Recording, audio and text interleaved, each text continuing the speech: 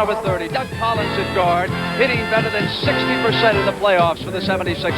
After a tough 7-game series, they went up against Houston, and they eliminated the Rockets in 6 games as Erving goes to Bibby for the hoop. We're ready for Game 1 in the Spectrum.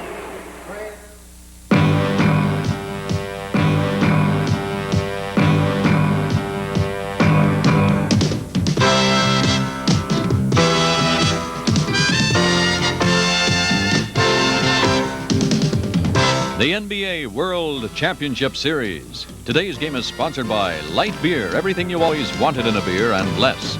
The Kelly Springfield Tire Company, the Kellys, they're good and tough. And by the totally new Chevrolet, now that's more like it.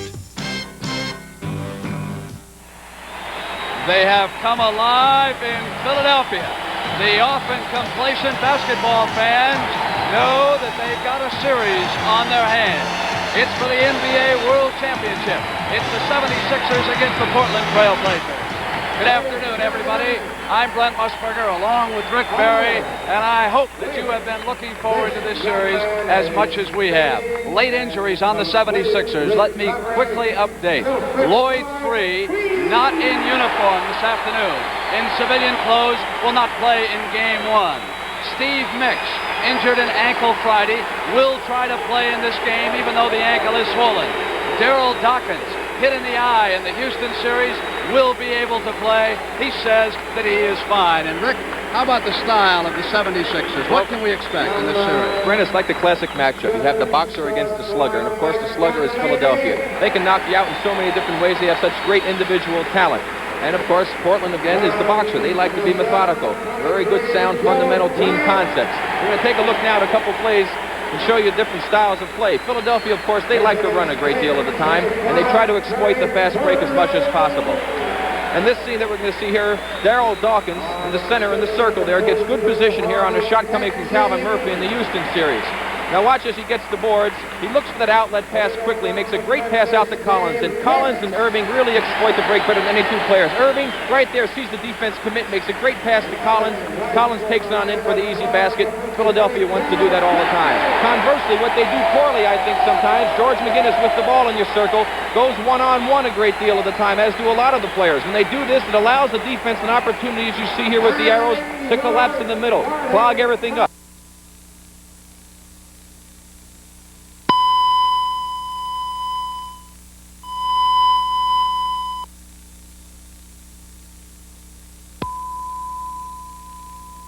Ladies and gentlemen, we've temporarily lost the sound of our program coming to you from Philadelphia, the NBA World Championship Series with Portland and Philadelphia. We'll continue with the video portion. Please stand by.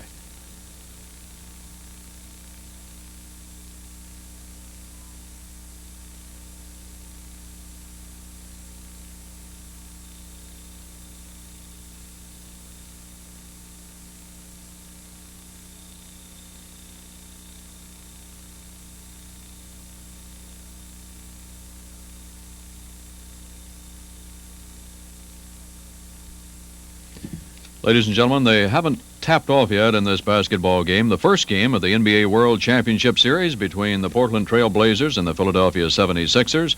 We hope that we will correct our technical problems before the game opens. Please stand by. Hollins and the Portland Trail Blazers. Hollins, Davis will start. Dave Twardzik can play. Walton, Gross, and Lucas. The officials for Game 1 here in the Spectrum this afternoon, Earl Strom and John Vanek. Strom, 12, will throw it up. Vanek wearing number 9. One other thing that we should point out, Brent, on the injury situation, George McGinnis has been playing with a bad groin, and he has been very ineffective. In fact, his shooting is down in the mid-30s, and this could be a big factor in this basketball game because he has his work cut out for him going up against Maurice Lucas. Matchups will be so important. Jack Ramsey in his customary position, down on one knee. Formerly the head coach of the Philadelphia 76ers. He has come home. He was born in Philly.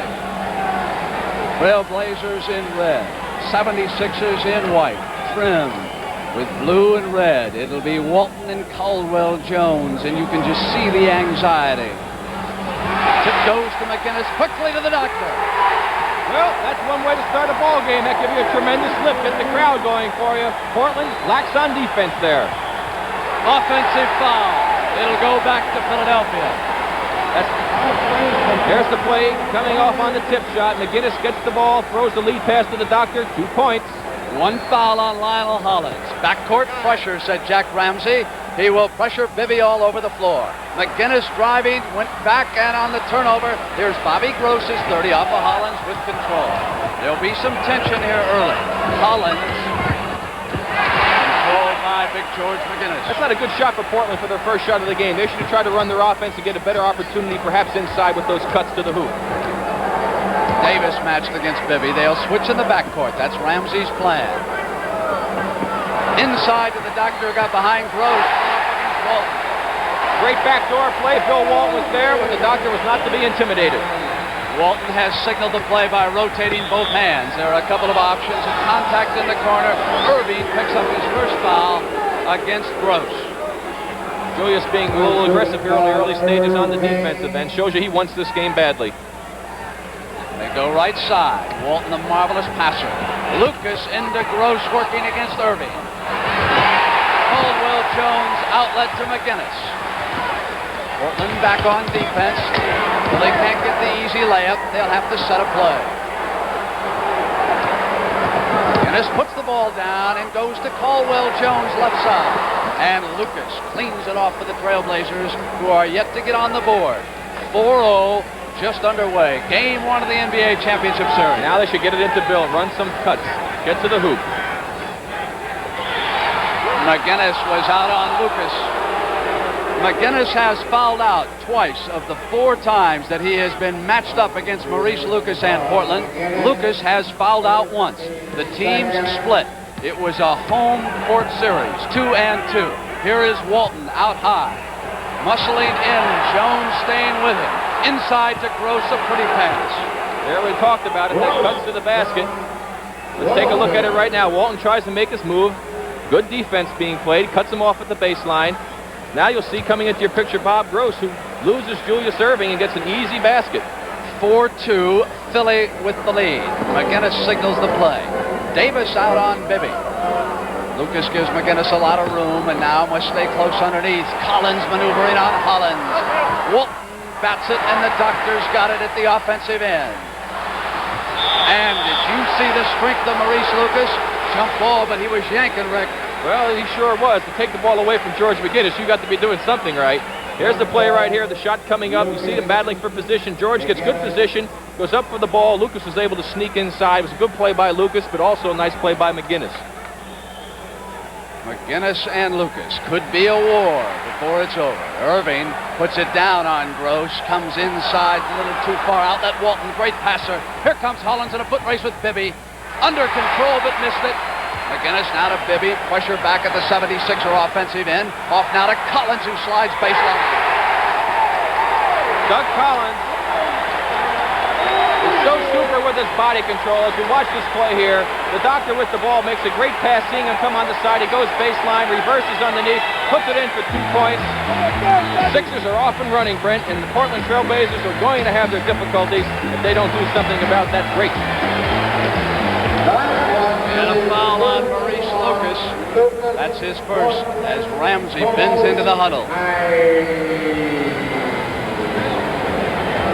And at the 76er end, Gene Shue kneels down.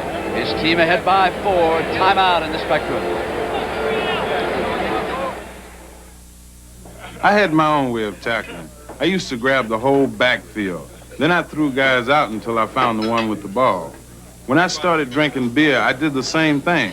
And this is the one I'm holding on to. Light beer from Miller. It has a third less calories than the regular beer. It's less filling, and it tastes terrific, too.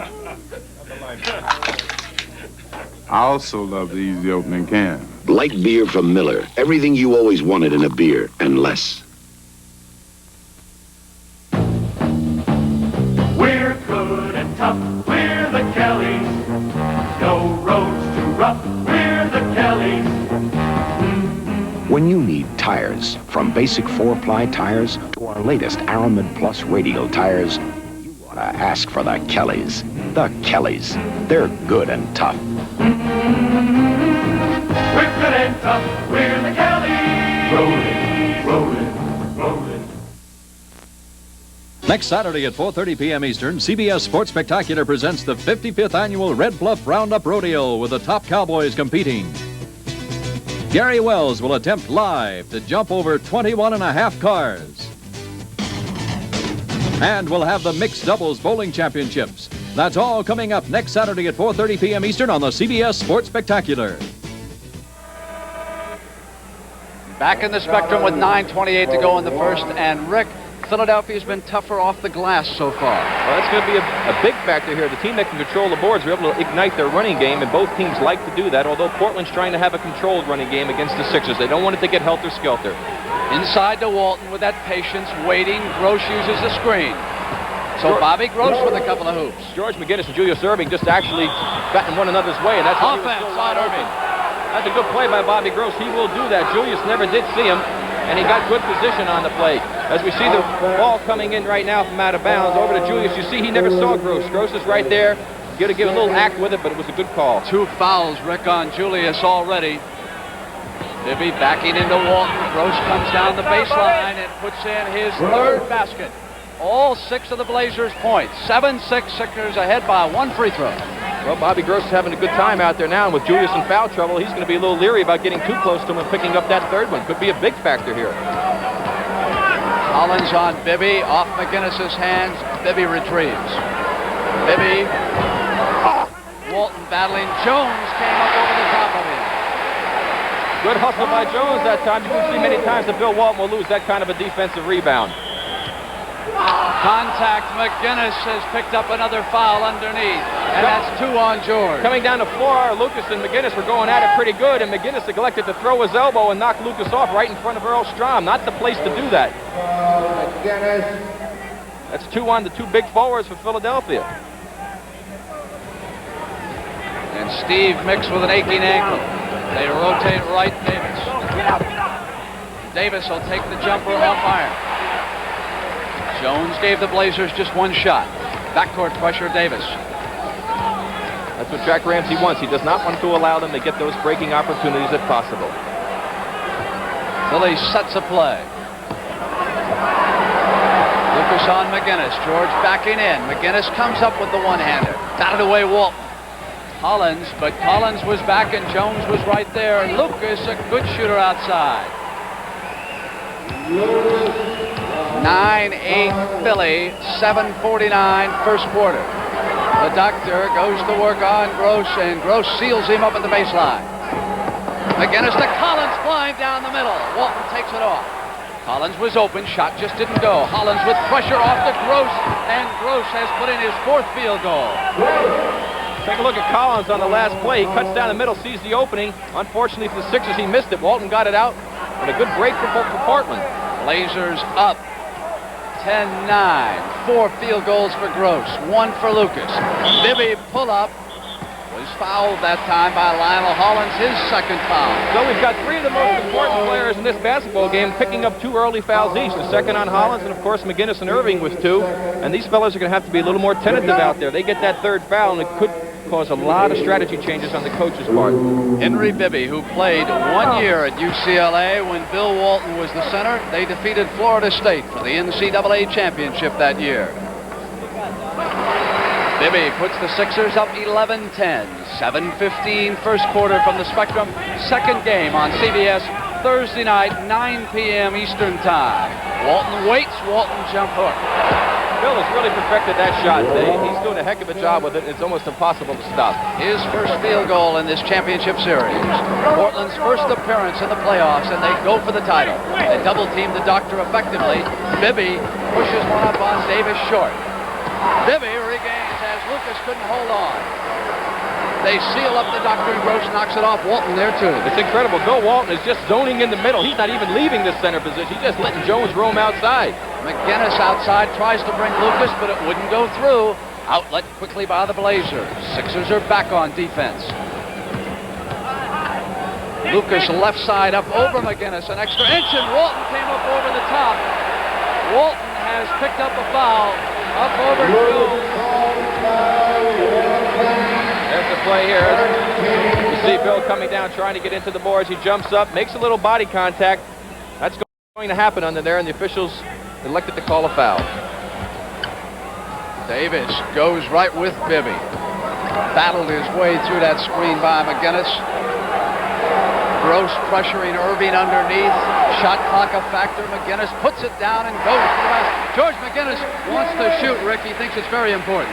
Well, he hasn't been shooting well from the outside, and wisely he put it on the floor and went to the basket.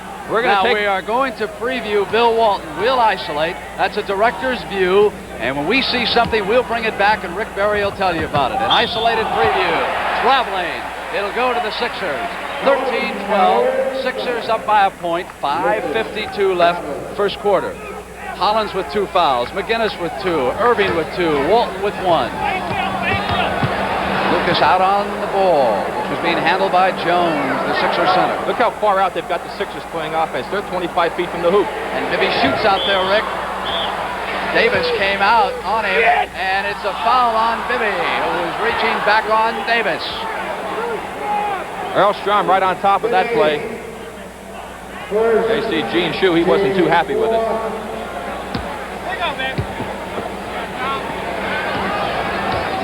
Tough job, Brent. Every time you blow your whistle, somebody's mad at you. Here's Lucas looking in. Jones over on Walton. Walton with control now.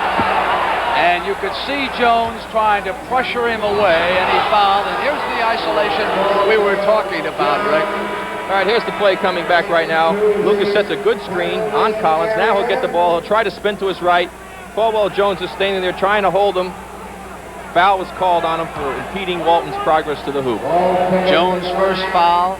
Darryl Dawkins and Harvey Catchings over on Gene Shue's bench. They'll see Walton before this championship series is over. One thing there is that you see, as you see Jack Ramsey calling out some instructions to his team, is Bill Walton has the ability to shoot the outside shot as well as you saw now, put it on the floor and go to the hoop.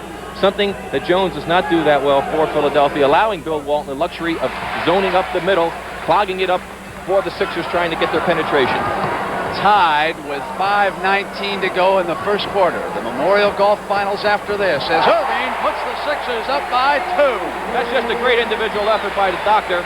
Nothing much you could do about it. It was good defense by Bob Gross, and if he's going to beat you with those type of shots, well, I guess you deserve to lose. Walton wants it. Main man in Ramsey's offense. Again, Jones pressuring. Walton out high, facing the basket.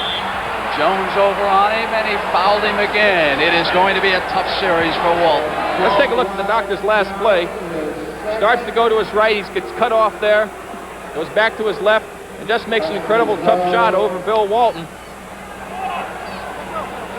Well, in Game 4 of the Los Angeles Laker final, Bill Walton hit the floor in Portland repeatedly. He probably needed the week off just to rest up.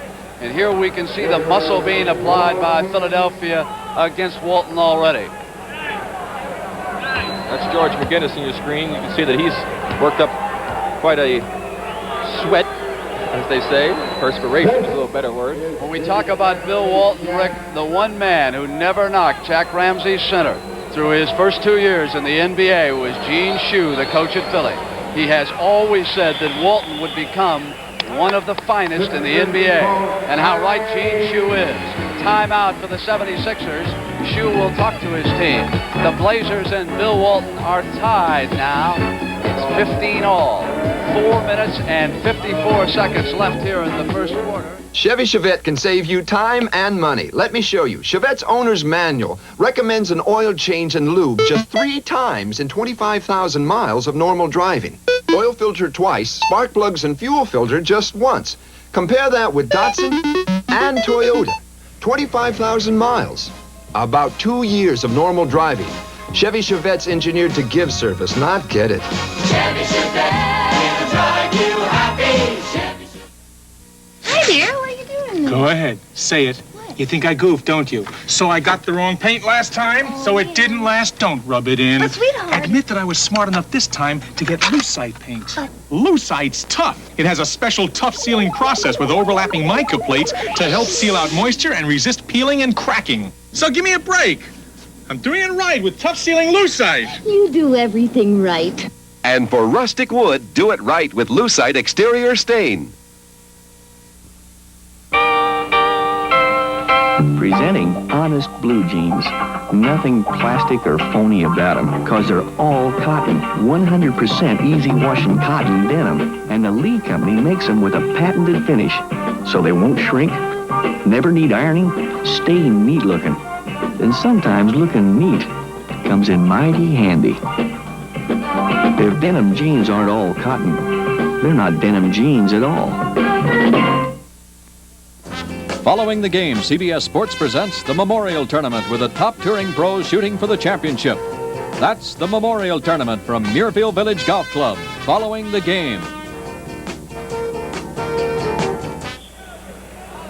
Back in the Spectrum, a reminder of the golf tournament coming up after Game 1 of the NBA World Championship Series. And Rick Barry, the 76ers, 6 of 16. Portland, 6 of 11. But the 76ers have 4 offensive boards to none for the Trailblazers, tied at 15. McGinnis and Erving with Gross watching him. They made a defensive switch. Walton is now on McGinnis. Off iron. Outlet by Walton to Hollins. He's got Davis, cuts to the glass. Pretty play. It's that great fast break that Portland has. Bill Walton gets it out quick. Lionel Hollins gets it to the open man, and they score 2 easy points. And that's the difference right now. 17-15. Portland ahead. First 2 games in Philadelphia. Second 2 in Portland. And then the series seesaws 1-1-1. If it goes the distance. Walton off. Outlet deflected Erving, but Gross regains and goes back to Walton, and here's Lucas. Bobby Gross played excellent defense on Julius Erving that time.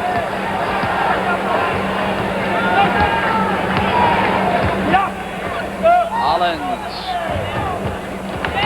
Only 1 shot, and Gross came out on Doug Collins. Foul on Bobby Gross. As Commissioner Larry O'Brien sits at courtside and watches Game 1.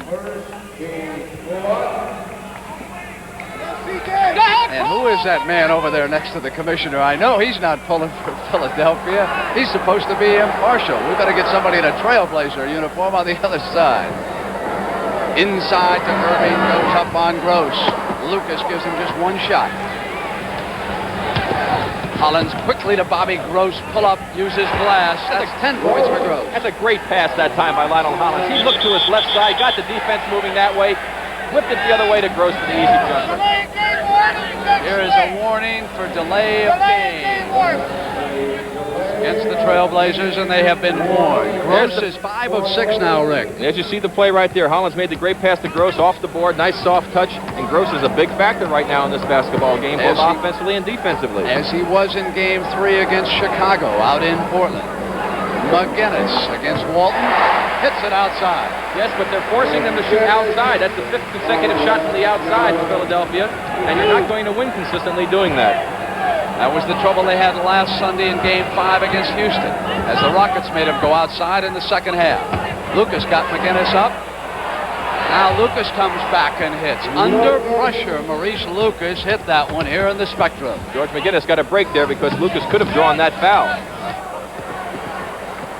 Hollins off to McGinnis. Can't make it 2 in a row from that spot, and again it's outside, Rick. It's 21-17. Blazers with a chance for a spurt. Offensive foul, and that is 3 right now. Let's take 3 on Hollins. Let's take a look at Bill Walton on defense in the last play. You see him there in the middle, getting good position, seeing the ball going up, great timing, gets the ball out. But that foul is a big, big foul for the Portland Trailblazers. 3 fouls. Now Lionel Hollins, who is the orchestrator out there, he directs the flow of traffic. He's the one that makes things go. And we'll take a look at the play here. He goes, there's good position. He tries to force his way in. Looked like Collins got position after he left his feet, but still a foul as far as Earl Strahm was concerned. And Jack Ramsey has made a switch, bringing in Herm Gilliam. Ramsey talking to Maurice Lucas. Al Domenico tending to Doug Collins. Owner Fitz Dixon of the Philadelphia 76ers. He does not sit at midcourt. He sits off to the left of your television screen, underneath the basket, close to the 76er bench. I have seen him go over and actually listen to Gene Shue's huddle during the regular season. Bibby working against Davis, and also Robin Jones, 34, is out there. And Steve Mix will try that injured ankle. Walton is out. Erving and Davis and Bibby were battling, and a foul has been called.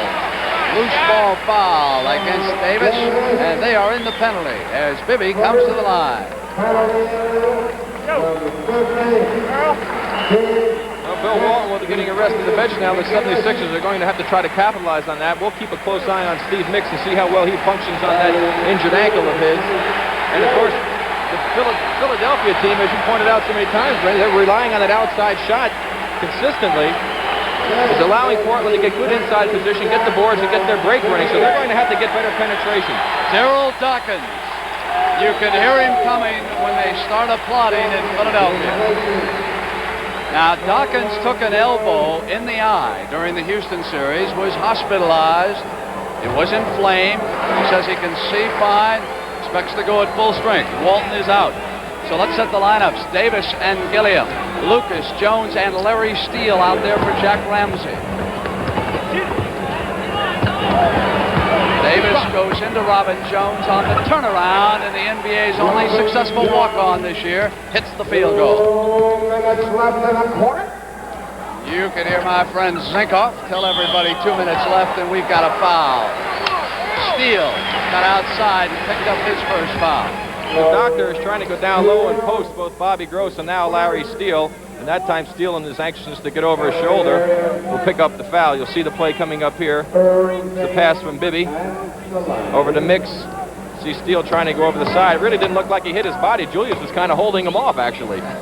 6 points already, Rick, for the doctor. I think it's 7. Ramsey signaling from the bench. A year ago, Erving led the New York Nets to an ABA championship up over Denver. One thing, he's got 7 points now, and it's a situation, though, where he scored only 1 basket from the outside on an incredible shot early in the game. He hasn't hit his jump shot. Dawkins taking Jones. Erving on Lucas right now. Bibby's out on Gilliam. Here's Davis outside. It is short. You can hear the Blazers yelling. It'll be the 76ers ball. They're behind by 2. They can tie it. Davis a little tight on his outside shooting. Be interesting to see if Herm Gilliam can pick up the slack a little bit. We'll keep an eye on Steve Mix on the top of your screen there in the right-hand corner. Pressure in the backcourt. It is Mix who helps out. Lucas on him. Dawkins, and now he takes it. Short. Hollins with an offensive rebound in the basket. 5 points for Hollins. Offensive rebounds helping to keep Philadelphia right in this basketball game right now with that outside shooting being off.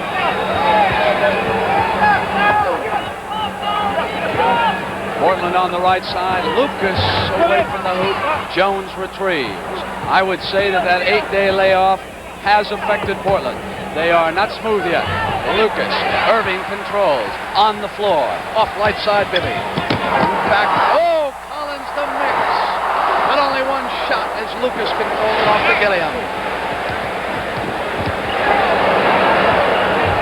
Gilliam and Mix gives the Blazers 1 shot. Inside of a minute, first quarter. It's racehorse. Bibby was coming past Gilliam and drew the foul. Let's take a look at this excellent ball movement on this break by Philadelphia. Here you see Bibby with the ball. He whips it in the middle of Collins. Great behind the back pass to Steve Mix. Once again, the outside shot not going down for the Sixers. But this is exactly the type of game that Jack Ramsey does not want to get involved in. They're running up and down the floor, firing up shots. This is an opportunity for the Philadelphia 76ers, with the great individual talent that they have, to exploit that. This is when the players are at their best. And so Portland's got to control it a little bit. You notice with Walton out of the game, Brent, that Portland is not running their offense very smoothly at all. Jack Ramsey has just sent Dave Twardzik into the game. Doug Collins will sit down for Philadelphia, meaning that Mike Dunleavy is out there. Earlier this year, he scored 32 points in a game against Portland. So Twardzik is 13. He'll work in the backcourt with Gilliam. Neal, Jones, and Steele. Time remaining, left-hand corner of the screen. Heavy substituting by both coaches as Gilliam hits outside. Now that's the man that can do it. He did it against Los Angeles in game 2. Dunleavy, Dawkins, Erving, Mix, and Bibby. On the turnover, the Blazers with a chance to take the lead. 14 seconds to go. Here in the first quarter in the Spectrum, Game 1. Game 2, Thursday night, 9 p.m. Eastern Time on CBS. The Memorial Golf Tournament is next. Can Jack Nicklaus win on his own course? Steal by Erving. Does he have time? He's airborne at the buzzer. The doctor with his magic show. And here he goes, makes a nice anticipation there, knocks the ball loose. It happens to go his way, takes off from no man's land, carries it up to the hoop, dunks it in. 10 points for Julius Erving as the Philadelphia 76ers are leading by 2 at the end of the first quarter. When you want to catch the whole show, Polaroid's SX70 Alpha 1 will give you pictures almost as fast as you can press the button. That's the girl. Get with it. Get it, Artie. Do it! Come on, sweetheart. The sharp, clear SX70 colors come up in minutes. Get the whole show with Polaroid's SX70 Alpha 1. Honda's always been the leader in dependable four-stroke motorcycles. And way out here, that's important. Going strong now. For dependable, economical four-stroke motorcycles, Honda's #1. Moving right along. Honda keeps you going strong, no matter where you're going.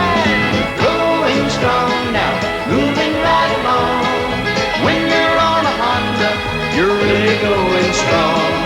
Really going strong.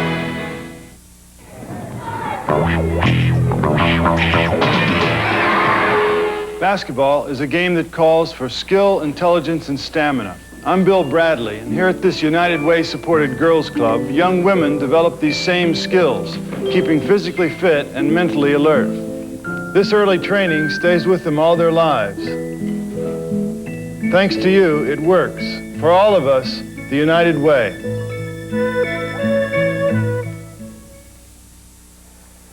The preceding public service message has been brought to you in cooperation with the National Basketball Association. In that first quarter, Lionel Hollins did not score for Portland and picked up 3 fouls. Twardzik and Gilliam will open in the backcourt. Walton is back. So Dawkins and Walton matched for the first time. 2-point Philadelphia lead. Start quarter number 2. Larry Steele went baseline to Walton, who moved off beautifully to position himself. He saw Steele coming baseline, and he burned the inexperienced Dawkins that time. Exactly right. Dawkins watched the ball, didn't particularly watch Walton wisely. He moved to an open spot, and Steele found it. So intelligent, Bill Walton understands the subtleties of basketball. Mix, waits, kneel on him. Gilliam with a hand into the youngster. Dawkins comes up with a jump shot. And the crowd here just loves it. Anytime he does something, they really respond to it. Walton to the offensive position quickly. Waits for a cutter. Drives on Dawkins, who hand checks off the kneel. And they'll come the other way. Offense is the call. It's against Neal. Take a look at Bill Walton. This last sequence here. You see Steele cut off. He doesn't see him. He makes his move to the hoop. He gets cut off by Dawkins. Gets double teamed by Mix. Hits the open man. But Dunleavy had great position to pick up the offensive foul, as you'll see right here. Here's the pass to Neal going in. Dunleavy moves over. Picks up the foul. Dunleavy with a jump shot at the Philly end. Dunleavy out-hustles Portland. Dunleavy, the smallest man, battling Steele, came back and hooked Steele. Great hustle by Dunleavy. He got a little over-aggressive when he couldn't get that ball. I think he was frustrated because he thought he should have had it. You see the shot going up over Walton. Ball bounces back. He happens to be in the right position. Steele able to knock it away, and in his effort to go after the ball, he picks up the foul in the backcourt, 2-shot foul. The leaderboard, and Jack Nicklaus on his own course in Dublin, Ohio, with a 1-stroke lead. We'll have a report at halftime. Jimmy the Greek at halftime. Can Seattle Slew win the Belmont? We'll hear from the Greek, who watched Seattle Slew make it 2 in a row yesterday. 1 leg to go. And Larry Steele with the free throw has tied it. 10:48 left, first half. Game 1 in the Spectrum. Game 2 Thursday night on CBS, 9 p.m. Eastern Time. Bibby puts it to the floor. Great shot by Bibby. Bill Walton was waiting for him. He anticipated well and got it up over the outstretched arm. What a series this is going to be, Rick. Steele with Erving down, and Dawkins comes off. Mismatch underneath. They collide against Walton. Now it's the doctor. Walton slides. Dawkins comes over. Left hand. Neal battling Mix off. Outlet. Gilliam with a hand on it. And they're saying that Bibby touched it, and he did. Bibby actually touched it before the ball went out. It'll go to Portland. That play was made by Herm Gilliam with good anticipation. He saw the pass coming, was able to get a hand on it and deflect it off of Henry Bibby. First quarter stats. Look at Philly shooting. They controlled the glass, though. But they were ahead by 2, so that certainly is an advantage. Steele outside. In and out. Dawkins yanks it off.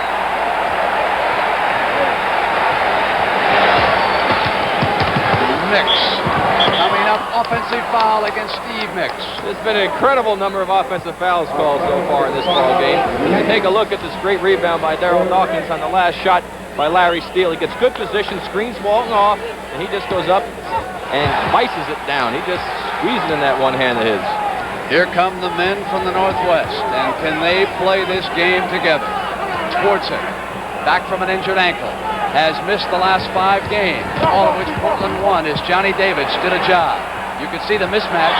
They tried to go into Walton. Off his hand, they'll come the other way, and Dunleavy was battling Walton. Yes, and Schwartzik missed the opportunity. Walton had rolled to the hoop with Dunleavy behind him. It was wide open, but because he had a big man on him, he couldn't get the ball in. And then he tried to force it. It was a bad pass. Here's Neal on Mix. Dawkins at the top of the circle to the doctor. Steele battling him. Using glass, Walton yanks it free. Off to Schwartzik. McGinnis will check back in, and we'll have the isolated preview for you. Darryl Dawkins against Bill Walton. Walton's got the doctor up over the top. Walton drew the mismatch on that side and went up over the doctor to tie it. 9:08 first half. Basketball that anyone would pay to see. Foul is against Gilliam, and that's his second. Jack Ramsey, born in Philadelphia, coached at St. Joseph's, coach and general manager of the 76ers. Formerly the coach at Buffalo, now has brought Portland to the brink of a championship. He also is a Dr. J, I might point out. Hollins, and it was blocked off beautifully inside. Walton just swatted it down. Gilliam comes in, left alone in the middle, took advantage of it. Bill Walton, of course, made that play. Super timing, blocked Doug Collins' shot, got it out, 3-on-2 break, layup. George McGinnis is back, inside on Neal. Goes up on Walton. And he drew the foul from Walton coming across, and Bill is unhappy. He's very unhappy. He has a reason to be. Looked like George McGinnis used his left arm to knock Bill off on that play, and he feels it should have been an offensive foul. That's why he's arguing. So let's take a look at it now.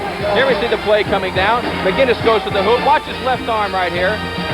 Moves his left arm, hits Walton, and made the contact, and that's why he's arguing.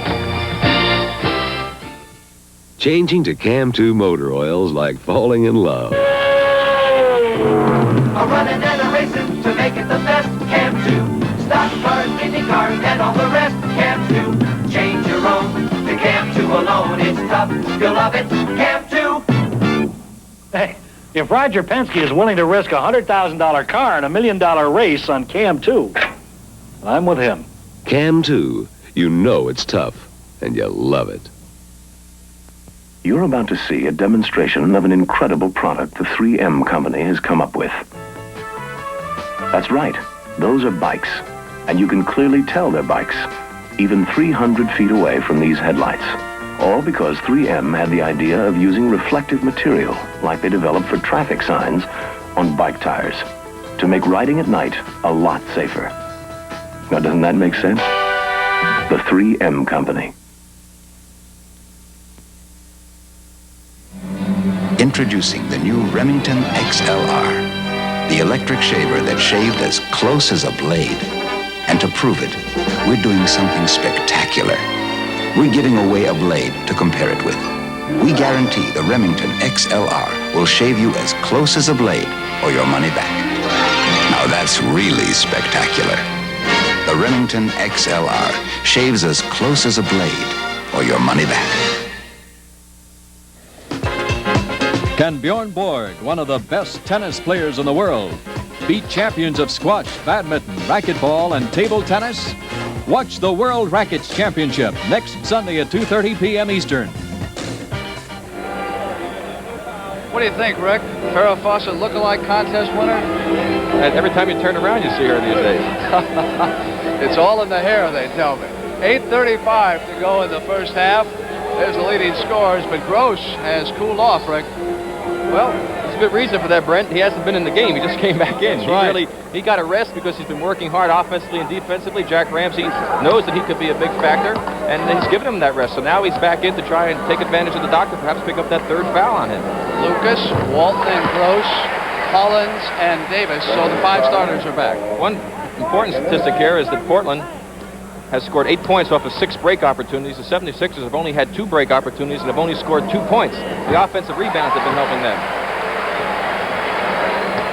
And here come the men in red with their starting 5 on the floor. Walton waits for Gross and right away off the bench. That's what we talk about. That's what they do so well.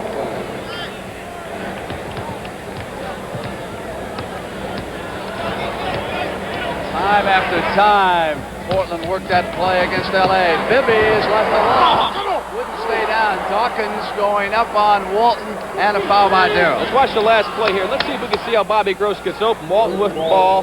Now inside. There goes Gross. He's cutting off in the top right part of your screen. And here he comes. Mix is on him. Mix just loses him and turns away and lost his man.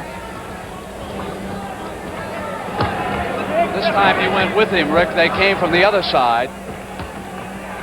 Lucas, and he gets it back. Got the good bounce and made it count. Well, 37-33. Sometimes it's better to be lucky than good. They got a break on that one. McGinnis checks the board. 7:43 left first half. McGinnis outside and Lucas giving him that shot. That's what the Sixers can't do. There is Davis pulling. Mix came from behind the block. Hollins back. Hollins off now. Dawkins. That's the gorilla stuff, as they call it here in Philadelphia, by the baby gorilla. And when he goes up, you just get out of the way. Here we go. Great play by Mix. Knocks the ball away. Sixers back up the floor quickly. Pass off by Collins. Great pass. And here goes the gorilla. McGinnis was down. And it went off of Walton. But it was touched last by Philadelphia as he was battling for that ball. So it goes to Portland. Lucas. Maurice Lucas really getting an outside shot working for him here in the playoffs, shooting far better than he did during the regular season.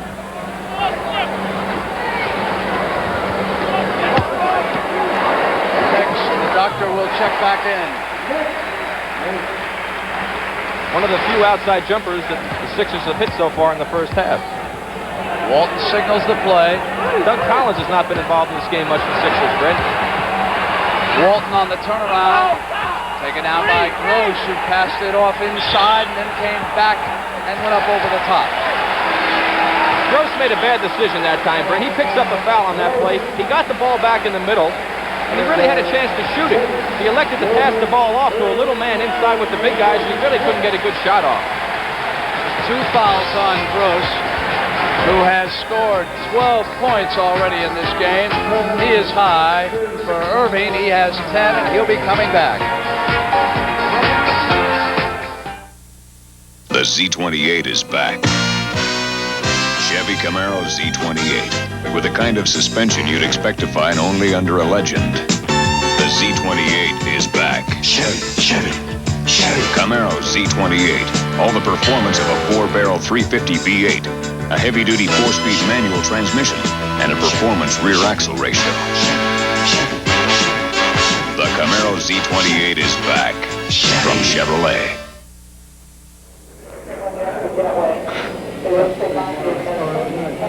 Hey, Marvin. Marvin. Chris. Good to see you. Hello. Hey, I've got an idea. I'll buy the beer, any brand you want, as long as it comes in a bottle. Hey, let's go. My hook shot. When you order your favorite brand of beer, make sure you buy it in a bottle, because glass delivers the full natural taste you're looking for, cold and refreshing. All right. Get the good taste of beer. It comes in a bottle. And in a move of staggering significance, Bank AmeriCard is changing its name to Visa. Visa. Soon the most widely recognized card in the world will open doors for you at 2 million merchants. Visa will be welcome in the U.S. and 110 countries around the world. And remember, till your Visa comes, your Bank AmeriCard is still good. Visa. Visa, we're keeping up with you. Ben-Hur. Charlton Heston stars in the motion picture that captures the majesty of ancient Rome and the barbaric spectacle of a time that saw the crucifixion of Christ. A spectacular film on an epic scale. Winner of 11 Academy Awards. Ben-Hur. This week's Sunday night movie at 8, 7 Central. They are standing throughout the spectrum. It is a sellout, and by far, this is the noisiest crowd I've heard in Philadelphia all year, which means that basketball fans here realize that the Portland Trail Blazers are for real. It'll be interesting to see if the Sixers get Doug Hollins back into their offense. He's one of the great shooters in the league from outside, and he has not been shooting the ball out there. They're going to Dawkins on this play. At least Gene Shue called it. McGinnis goes to Collins, who takes it outside, and he's back in the offense in a hurry. Doug must have heard me. Tied at 39 with 6:10 to go in the first half.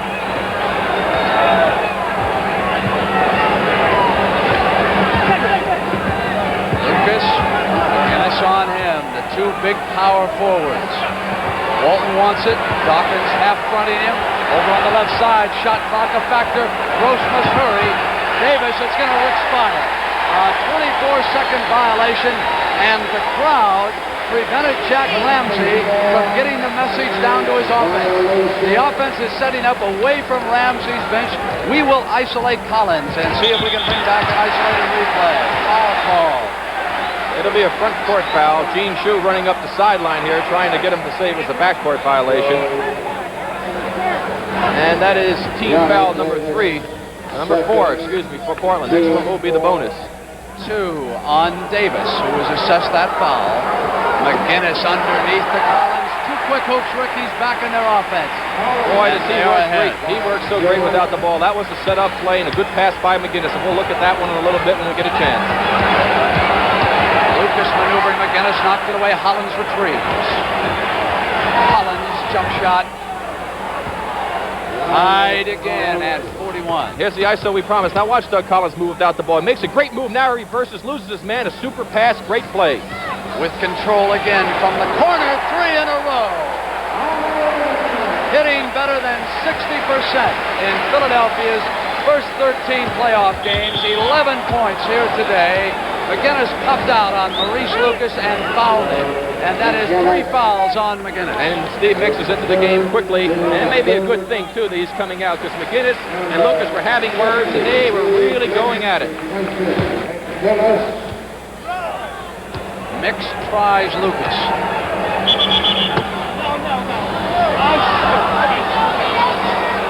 And Mix, for pushing against Lucas, is called by Earl Strom.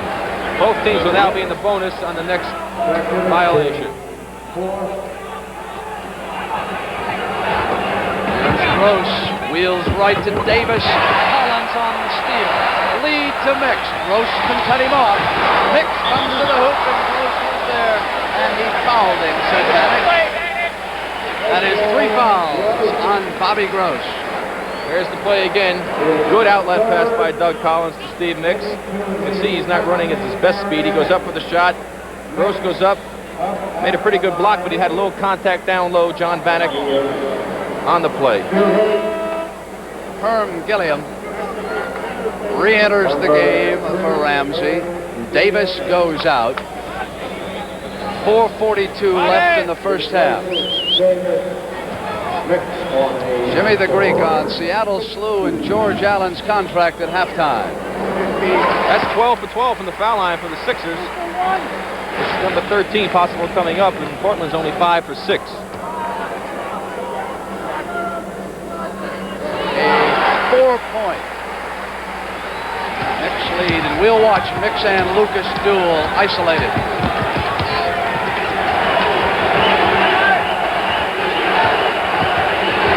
With control.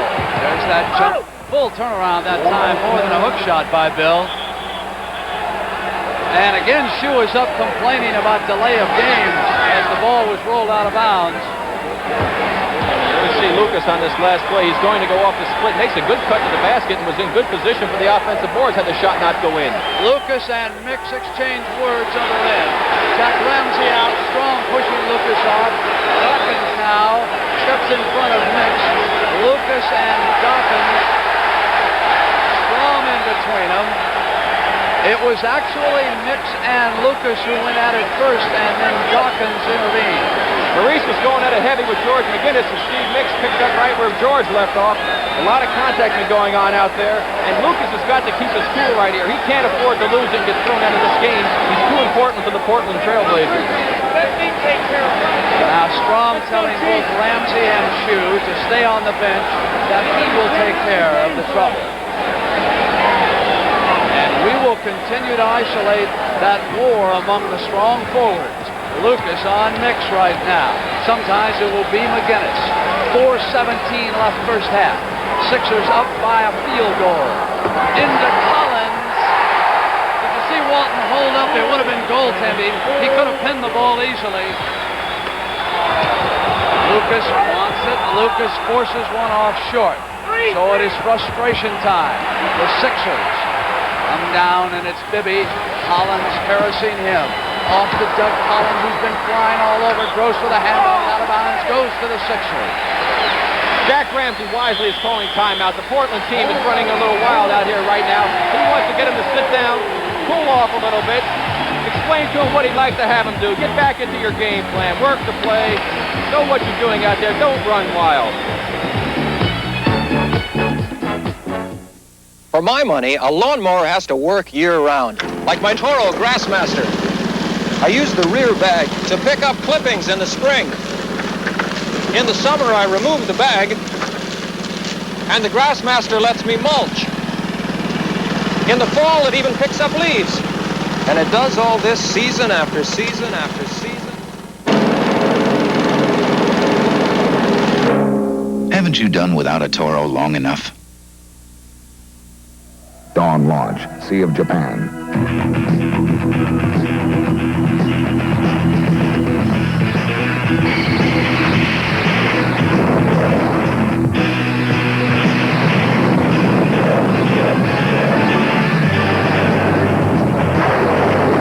The Navy. See a recruiter or call toll-free. It's not just a job, it's an adventure. You're about to see something remarkable. Inkjet printing from IBM. A word processing breakthrough. In slow motion, see how ink is guided electronically to form letters of typewritten quality at speeds no typewriter can touch. Type, margins, and spacing are changed automatically. Envelopes and paper are fed automatically. Inkjet printing, part of IBM Office System 6. Fantastic. An Academy Award-winning movie special. Barbara Streisand stars with Walter Matthau as the matchless matchmaker in everyone's life. Climb in. I'm feeling an updraft in my underpants. I have no intention of asking you to marry me. Well, I'm sorry, Horace. I'm turning you down. Hello, Dolly. Monday at 8, 7 Central. A standing ovation for the 76ers here in Philadelphia. How these fans sat on their hands last Sunday against Houston, but not today against Portland. And it has been a war here early in Game 1. Game 2 coming your way Thursday night on CBS, 9 p.m. Eastern Time. Gilliam now chasing Collins. Collins comes in on him, and offensive foul is the call against Doug Collins. Herb Gilliam played good defense that time. Doug Collins wasn't too happy with the call. This play right now, as Jack Ramsey called in the huddle, we were able to hear it should be for Lionel Hollins. Gross waits, and here's Lucas. Gilliam, Hollins, and off. He takes the screen from Gross and hits it. The play actually was when he came under the basket. He was covered, but Gross got the ball to him anyway. Julius with a bad pass. Here come the Blazers, and he turned the ball over. So a succession of turnovers with 3:13 to go in the first half. There is one player we have not mentioned enough here in the first half, Henry Bibby. Jack Ramsey's guards have not been as effective here early offensively as they were against Jerry West and the Los Angeles Lakers. Henry Bibby with 8 points already. Doug Collins alive. Love to the doctor. As the old sucker play. Gross overplaying Erving. They cleared out the sides. Got the great pass to Julius for the dunk. Lucas waits, Gross cuts. What a cutter Bobby Gross is. He moves without the ball as well as Collins almost, Rick. Here's a great pass now by Collins to the doctor. 2 points, but Collins back. He's really lighting it up now, Brent. So confident, 51-47. 4 points. 15 points now for Collins. Lucas cuts the lead in half. He's a fine outside shooter. He has been maturing down the stretch for the Blazers. 10 points now for Lucas. Hollins forced out by Walton, comes up on him. Off as Bill was out with a hand in his face. Not a good shot that time. Hollins back at the other end. Off to Walton. Wouldn't stay down, being battled by Dawkins. Lucas had it come to him, and he uses glass again, and we're tied. That's twice now that Maurice Lucas has picked up loose balls and just bounced back to him and made the baskets. 14 for Gross, 12 for Lucas, 11 for Walton. It's the men up front who are doing it for Jack Ramsey offensively. 1:48 left, first half. Oh, look at this hole! And you can hear Erving protesting as he was coming underneath. Maurice Lucas called for holding the doctor. They're trying to run the same sucker play. 2 fouls on Lucas. A reminder of what's ahead. And then, of course, after this game 1 of the NBA World Championship Series, we'll go to Dublin, Ohio for the Memorial Final Round. We'll get an update at halftime, see how Jack Nicklaus is doing on the course that Jack built. Erving at the line. Breaks the tie with 1:44 to go. Still perfect from the foul line, and it's been a big factor right now. They've outscored Portland, I believe, by 9 points on the free throw line already. 16 for 16, I think that is, or 15 for 15 right now for Sixers. Collins with Gilliam. Caldwell Jones on Walton. Intercepted by Mix. Blazer turnover. Mix in a foot race. Went back toward Jones. Has turned it over. Very good defense that time by the Blazers. And they come back to the other end with a bit of a sloppy pass of their own. Off now to Erving on the turnaround on Gross. Whistle, offensive support. That was not a good call, Brent, because Bobby Gross fell down before Julius ever made any contact with him, but Earl Strom, with his angle, could not see that. He had to look through Julius, and all he saw was Bobby Gross falling down, and you see the doctor arguing about it. That's 3 fouls now on the doctor. Here's the play. Here's the doctor coming. Now watch Gross. He starts to fall down. The doctor hasn't even touched him yet. Great play by Gross to pick up the foul. He did a good acting job. Jack Ramsey sends Lucas back. Calls a play. Bill Walton had walked back toward the Blazer bench. Took a quick break. Coming back. Gilliam, Hollins, Walton, Lucas, and Gross. Joe Bryant, 23, makes his first appearance in this game. He will draw Gross. Off Walton on the turnover. Here comes Collins. Gilliam races back. Collins comes up and Lucas swats it away. Hollins retrieves. Here's Joe Bryant on the floor and hits his first hoop in seconds. Up by 4 go the Sixers. Inside of a minute here. First half. Gross off. Tipped by Jones. Bibby with the ball on the floor across the timeline. Bibby to Joe Bryant. Bryant's second shot off that time. Loose ball. Hollins. Those offensive boards are really hurting Portland right now. Inside of 40 seconds left in the first half of game 1. Bibby left side. In and out. Walton outlet. Got Gilliam ahead of him. Overreach and Gilliam can't run it down. Very rarely you see Bill Walton make that bad a pass on a breakaway situation. Gilliam would have had an easy layup. Bill just threw it a little bit too hard. 15 turnovers in the first half for the Trailblazers and only 9 for the Sixers. The Blazers have yet to settle down. It could be the long layoff. It could be their first championship series experience. I think it's a combination of both, Brent. Bibby with his back now on Gilliam. Bibby comes around, screened by Jones. He drove Gilliam to the floor. Off Jones on the turnover. 8 seconds. Blazers come down with the ball and there could have been a foul call that time. I'll tell you, he took him like an offensive tackle, and he just drove him into that secondary. Yeah, he moved on the screen to begin with, and then he just ran right over him. Jack Ramsey was really hot. Hollins right side against the clock. Hollins short. Whistle was blown. Hollins and Mix exchange words. Only 1 second to go here in the second quarter. Has a bad foul by Steve Mix at this particular juncture. Jones 3 fouls enters with a second to go and 3 fouls on Mix. Well, Lionel Hollins with a chance now to narrow the gap down to 2 points at the half, and it's still going to be anybody's ball game. We're going to have a great second half. 3 fouls on Gross, 3 on Hollins, 3 on Erving, 3 on McGinnis, 3 on Mix. Hollins at the line. The Blazers down by 3 on that free throw. 55-52.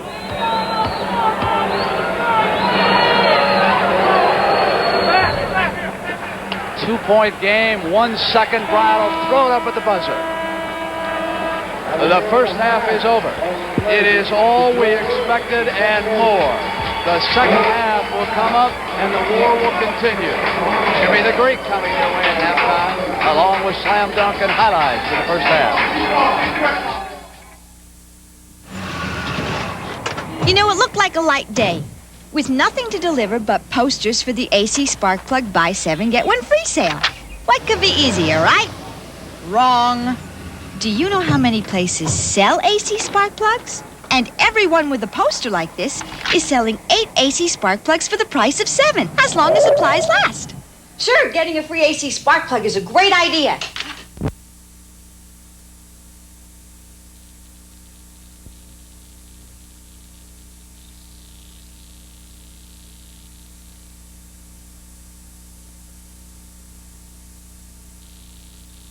Timeline. Bibby to Joe Bryant. Bryant's second shot off that time. Loose ball. Hollins. Those offensive boards are really hurting Portland right now. Inside of 40 seconds left in the first half of game 1. Bibby left side. In and out. Walton outlet. Got Gilliam ahead of him. Over Leach and Gilliam can't run it down. Very rarely you see Bill Walton make that bad a pass on a breakaway situation. Gilliam would have had an easy layup. Bill just threw it a little bit too hard. 15 turnovers in the first half for the Trailblazers and only 9 for the Sixers. The Blazers have yet to settle down. It could be the long layoff. It could be their first championship series experience. I think it's a combination of both, Brent. Bibby with his back now on Gilliam. Bibby comes around, screened by Jones. He drove Gilliam to the floor. Off Jones on the turnover. 8 seconds. Blazers come down with the ball, and there could have been a foul call that time. I'll tell you, he took him like an offensive tackle, and he just drove him into that secondary. Yeah, he moved on the screen to begin with, and then he just ran right over him. Jack Ramsey was really hot. Hollins right side against the clock. Hollins short.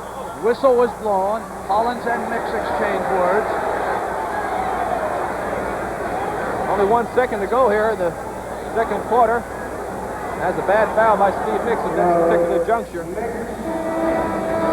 Jones 3 fouls enters with a second to go and 3 fouls on Mix.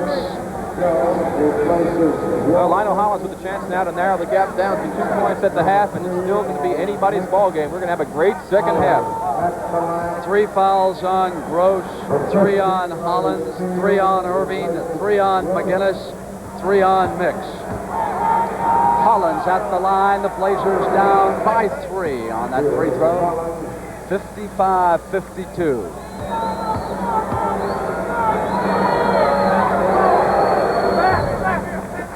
Two-point game, 1 second. Bryant will throw it up at the buzzer. The first half is over. It is all we expected and more. The second half will come up and the war will continue.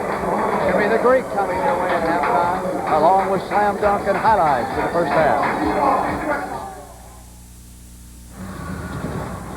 You know, it looked like a light day, with nothing to deliver but posters for the AC Spark Plug Buy 7 Get 1 Free sale. What could be easier, right? Wrong. Do you know how many places sell AC Spark Plugs?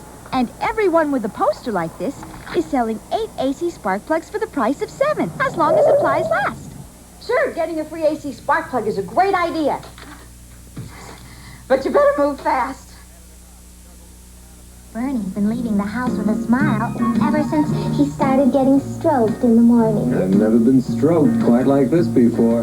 The new Bic shaver is so responsive, it turns shaving into stroking. That's because it's so light and maneuverable. What's more, the Bic shaver is cheaper than blades. It's a stroke of genius. Looking good, Bernie. Well, I really got stroked this morning. The new Bic shaver. Lots of great shaves, then on to the next. It's the stroke of genius. This is a 1932 Chevrolet Cabriolet, built when every car was unique in character. A person cherished his car, perhaps because he felt it reflected his own special qualities. I feel that way about my 1977 Monte Carlo. Today, it's harder to find an original, but it still makes sense to look for the real thing. Chevrolet Monte Carlo. There's no other car quite like it. I liked it. This is the CBS Slam Dunk Competition.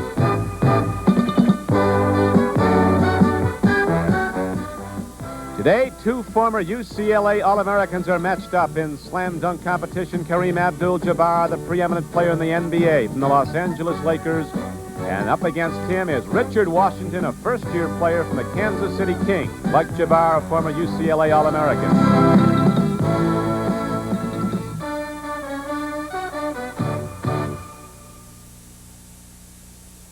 Hi, I'm Don Crickey, and this is the CBS Slam Dunk Competition.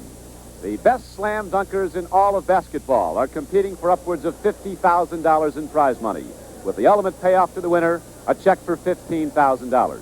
Here's how it works. It is a man-against-man elimination contest. Each athlete gets 5 slam dunk attempts. For each one that's good, he gets 2 points. The biggest scoring area is style. We have a 3-man panel of judges, and the maximum score from each judge for style would be a 10. The best score any player could get would be a total of 40. If they should tie after they each take their 5 slam dunk attempts, we go to a 1 slam dunk sudden death playoff. Now let's meet our panel of judges. On the right is Mendy Rudolph, CBS basketball analyst, former NBA official.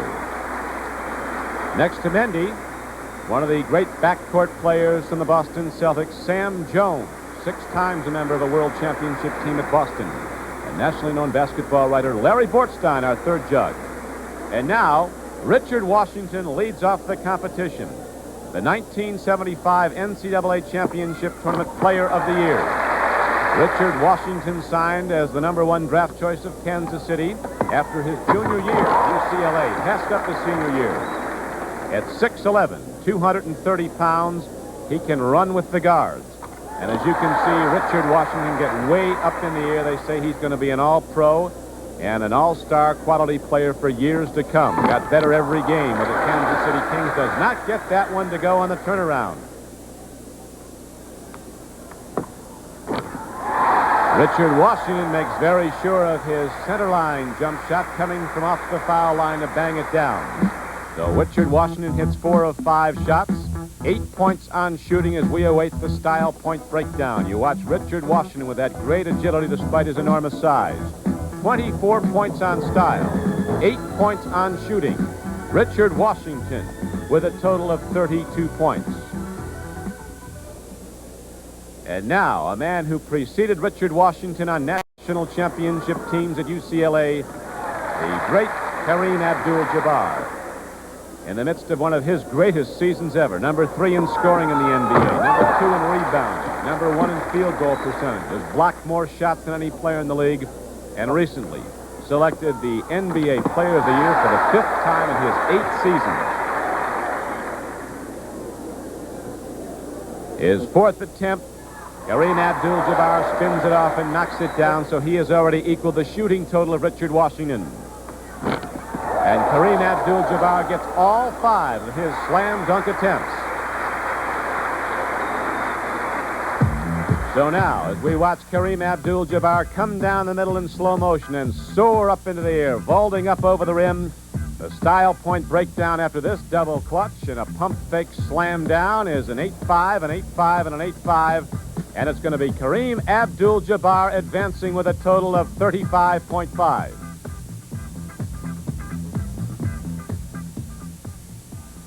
And here is Kareem Abdul-Jabbar, who just advanced, beating fellow UCLA alum Richard Washington. It's tough to knock one of those UCLA Bruins out, but that was a good round. Yeah, I think I got a break when Richard missed one. It's kind of tough to improvise on dunk shots. They're just basically all the same.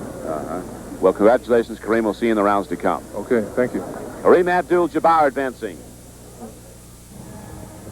Can Seattle Slew win the Belmont and capture a Triple Crown? We'll find out from the man who says he knows, Jimmy the Greek, next as the NBA on CBS continues after this word from your local station. Barbara Streisand, Walter Matthau, and Louis Armstrong together in Hello, Dolly, tomorrow night at 8, 7 Central on CBS. In my country, when Tristan is set to be sung at 8, it's sung at 8. We Germans are quite particular about time. I am the Red Baron of Lufthansa. My German airline is quite particular about being on time. To be late, I believe, is bad manners and bad business. You see, I never forget. Someone is waiting for you. Americans are on the move, going everywhere, and Michelin's the tire that's gonna take them there. Michelin first, for all the tire your money can buy. You can afford to join the move to Michelin radials, too. They cost less than you think. Prove it to yourself when you see Bib the Michelin Man and think Michelin first. For all the tire your money can buy. Kate Jackson, Monday.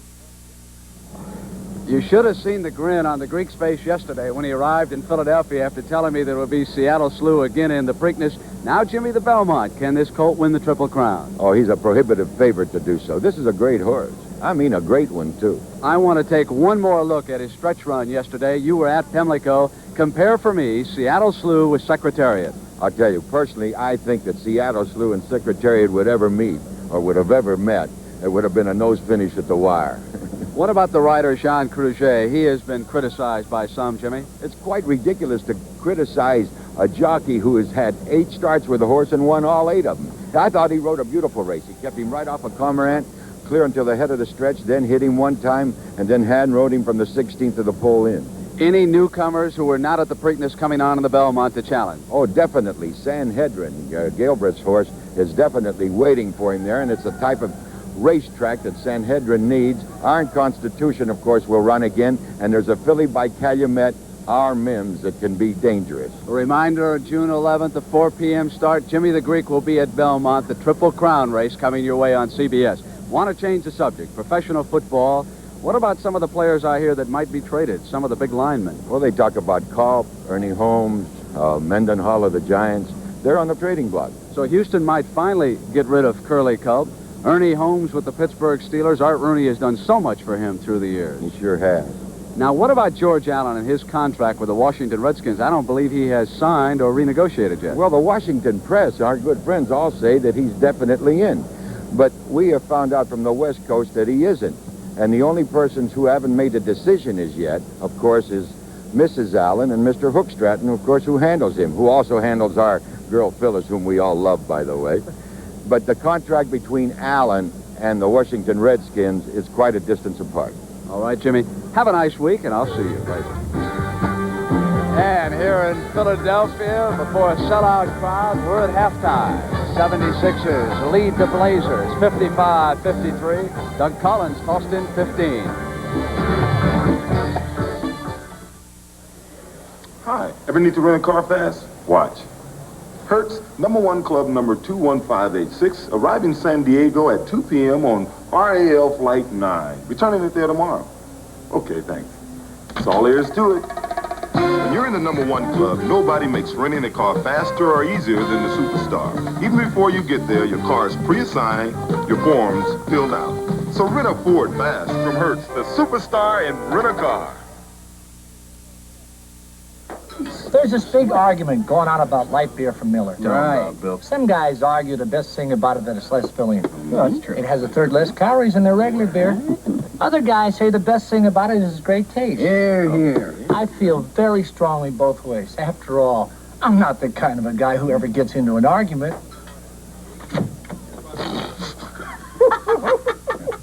Light beer from Miller. Everything you always wanted in a beer, and less. Thanks, Al. You bet. You know, this badge says a lot about the expert service you get at GM dealers. Ken over there just took a refresher course on GM brake repair.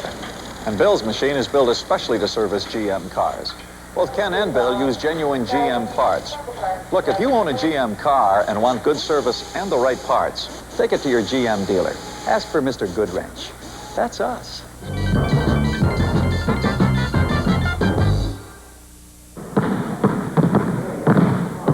I'm John Havlicek, and I'm 6 feet 5 inches.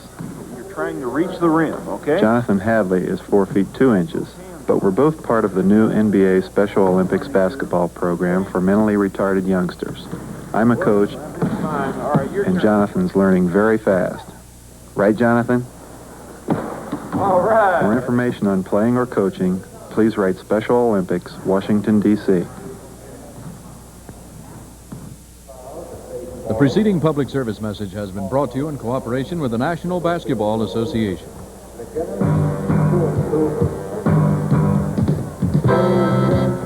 The NBA World Championship Series is sponsored by Improved Palmolive Rapid Shave, a product of the Colgate-Palmolive Company, and by the totally new Chevrolet. Now that's more like it.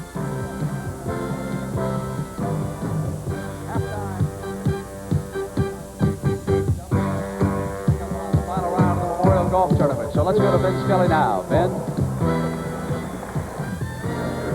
Blustery wind, a threat of rain, thunder in the background has added even more pressure on a most difficult golf course, and the one man who is holding well under it all is the designer and host pro of the course, Jack Nicklaus.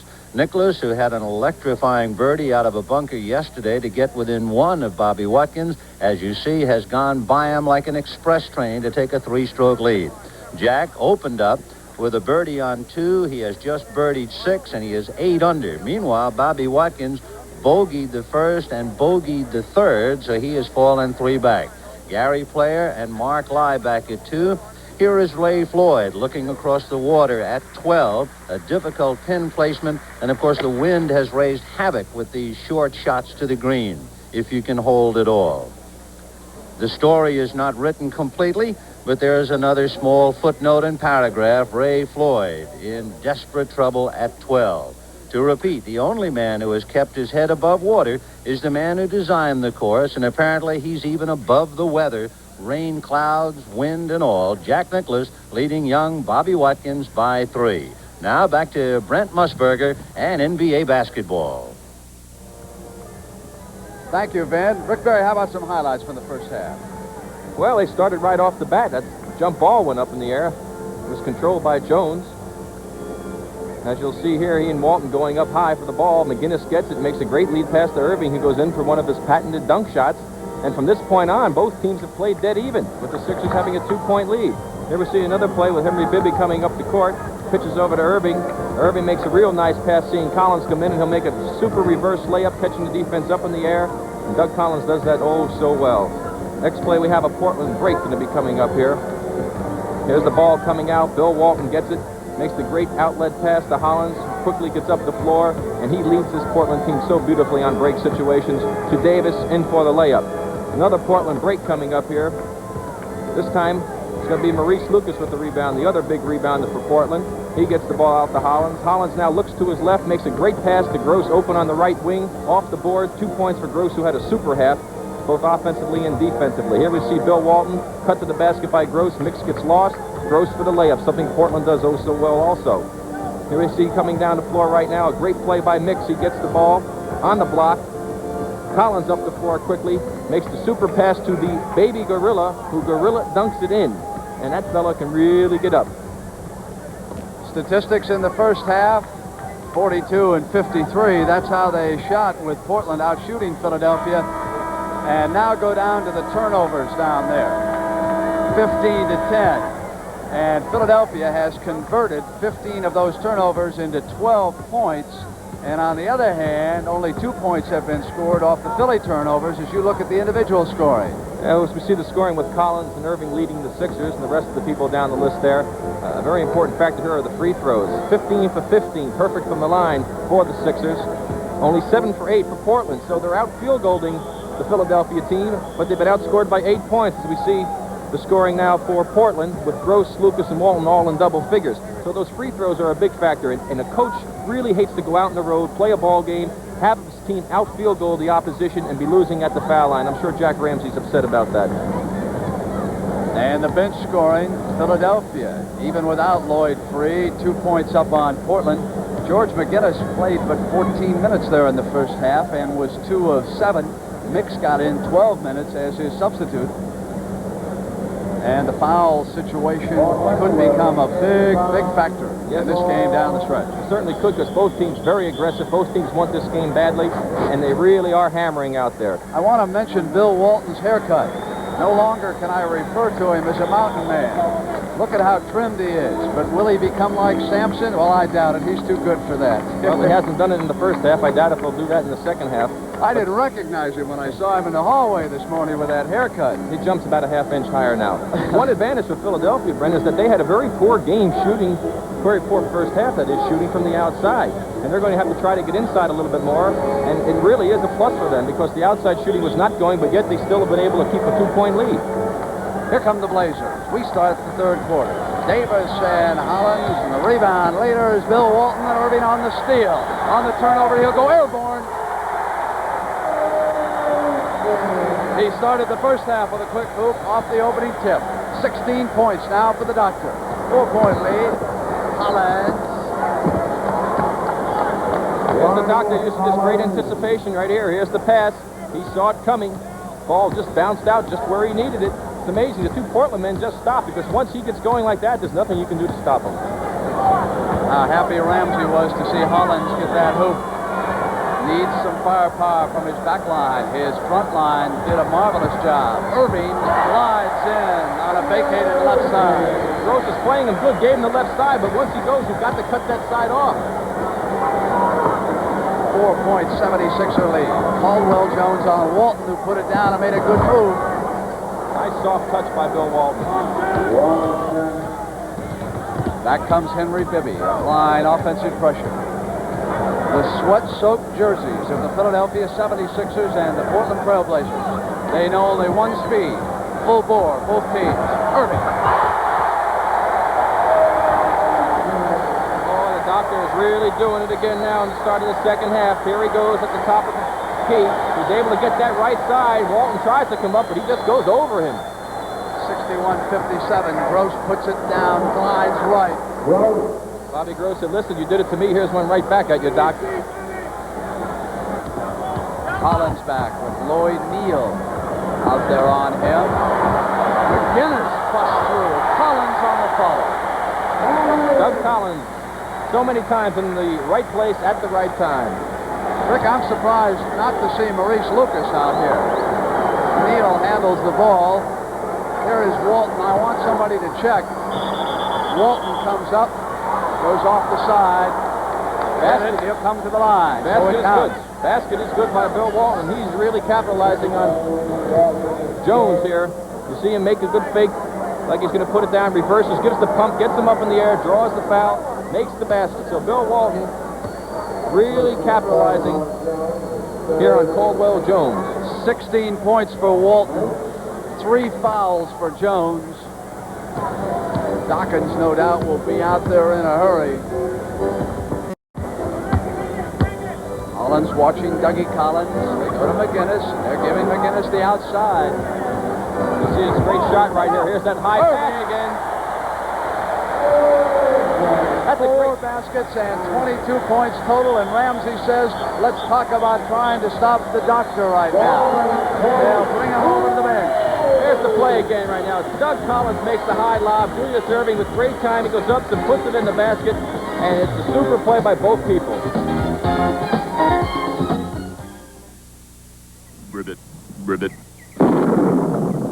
You know, I think I liked you better as a frog? As a frog, you had a much smoother face. Say, Prince, didn't you ever hear Palmolive Rapid Shave? While you were away, they improved it. Palmolive Rapid Shave is thicker and lusher than ever. Feels good while you shave. Feels good after.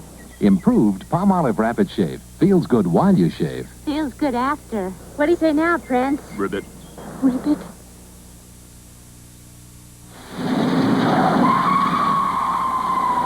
Hi. I don't drive that way out on the streets, and please, don't you either. You know the old gray ghost here? Well, inside she runs like a top. That's why the folks at STP hired me, because they know I take good care of my own cars, including my new family wagon here, and I use STP oil treatment in all of them. They want me to tell you why? I'll tell you why. On account of it works. And that's the name of that tune. Tennis pro Rod Laver is wearing ordinary sunglass lenses, but his opponent, Stan Smith, is wearing sun-sensor lenses. As it gets darker, Laver has to strain through his ordinary lenses to see Smith. But Smith's sun sensors have lightened automatically, so he can still see Laver clearly. There's no sunglass strain, much to Smith's advantage. That's match, Rod. Now let's play it again, Stan. Also available in prescription lenses. Thursday at 9 p.m. Eastern, CBS Sports will present the second game of the NBA Championship with Portland taking on Philadelphia, followed by the third game on Sunday tipping off at 3:30 p.m. That's Thursday at 9 p.m., Sunday at 3:30 p.m. for the NBA Championship. I've been told by Portland that Maurice Lucas is on the bench because of a stomach problem here early in the third quarter. 65-62, and they'll miss the big guy if he can't get back in this practice. Gross went back to Neal, and the foul is called against McGinnis, his fourth. George McGinnis probably going to the bench, and Steve Mix coming in very quickly here. Picks up his fourth foul early in the second half.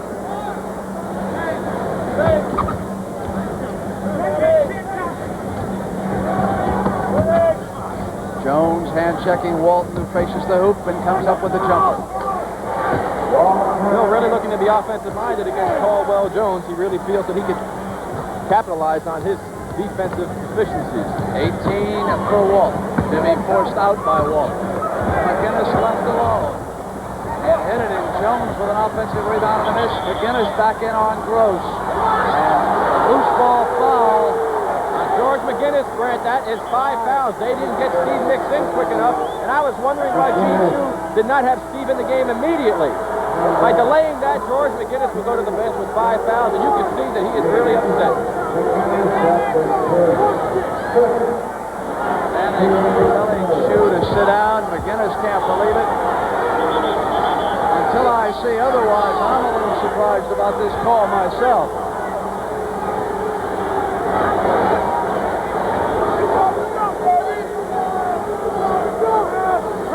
Blazers come back. Neal to Walton. Off Gross's hands. It'll go to the Sixers. Bobby Gross was wide open. He just didn't handle the ball. Here's the play here. McGinnis is in the center of your picture right now. The ball goes up. He tries to run through. He jumps right there for the ball. He never touched him. He had a reason to complain. I thought there was daylight there. Bibby. Jones with a screen. Walton gives the Sixers but one shot. Hollins in the middle under control. Off to Gross. Back to Hollins. They'll come the other way on the foul against Gross. That is his fourth. It's amazing how many offensive fouls. I mentioned that in the first half, Brent, and they're continuing to call those plays now. 4 fouls for Gross. Mix, Erving, Jones, Bibby, Collins. Against Davis, Neal, Hollins, Gross, Walton. 24 for the game for the Doctor. Maurice Lucas will come in the game. They have turned it over, palmed that basketball. It'll go back to the 76ers, up by 3. 8:06 left in the third. So Lucas back. Stomach problem, not serious. And Larry Steele checks in. Gross will take a break.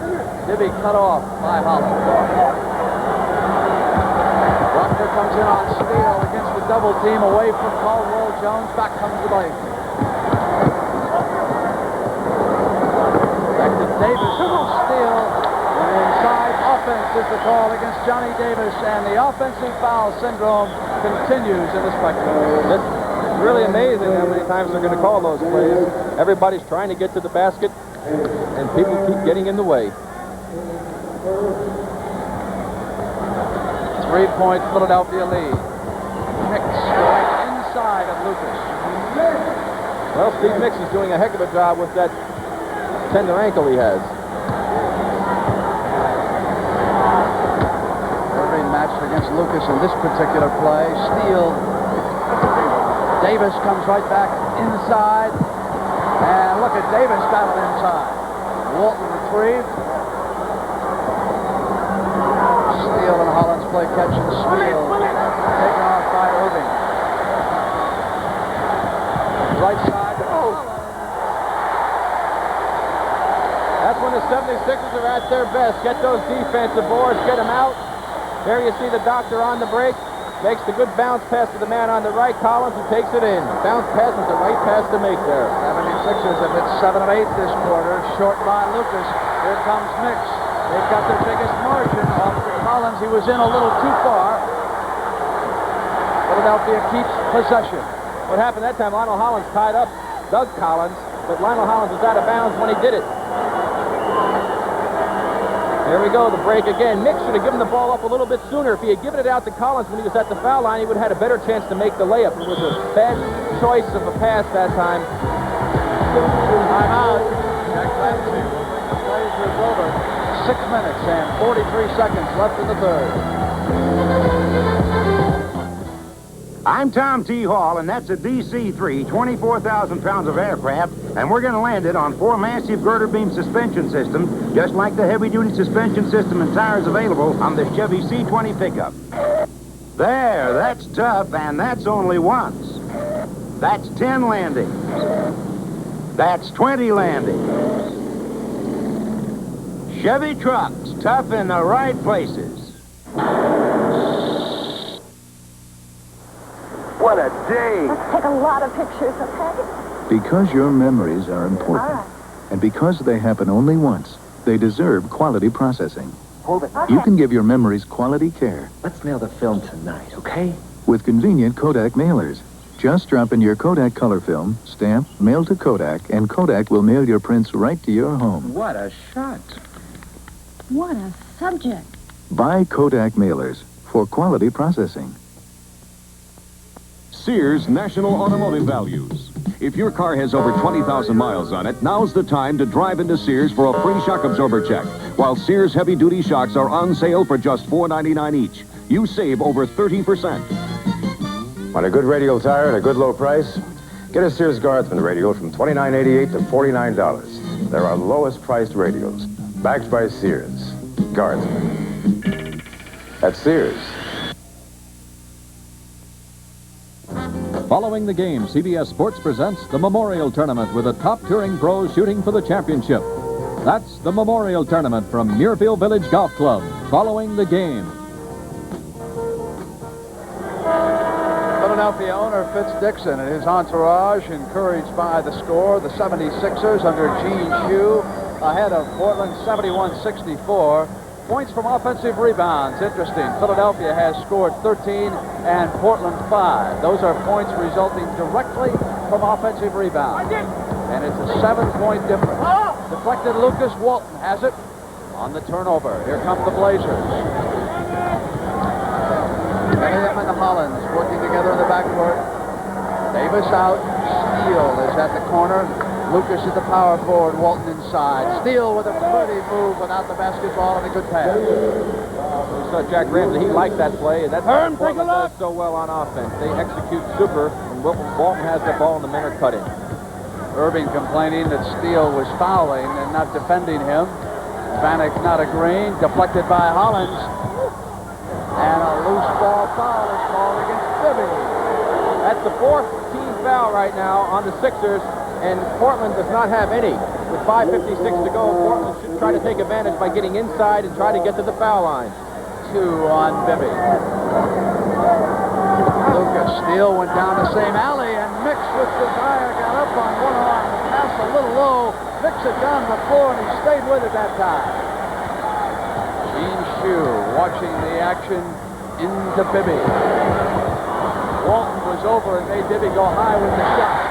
Erving on the steal. Erving in on Lucas.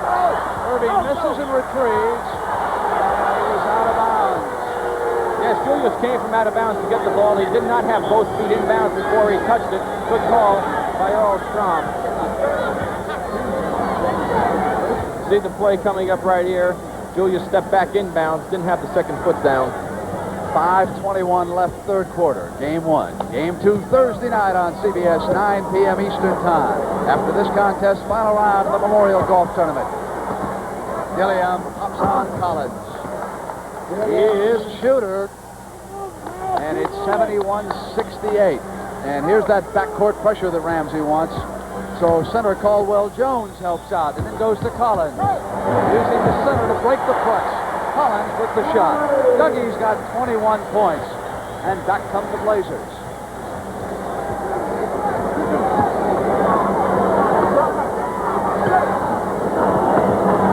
Lucas overmakes a short. Walton on the offensive board. And Bill with a jumper. Boy, Bill is really shooting that ball super from the outside in this basketball game. That's causing problems for the Sixer defense. 15 rebounds as Steele and Bibby collide as they come across the line. Steele went down to the ground. And officials conferring on the call. Double foul. Earl Strom had a charge on Henry Bibby, and John Vanek, I believe, had a block on Larry Steele.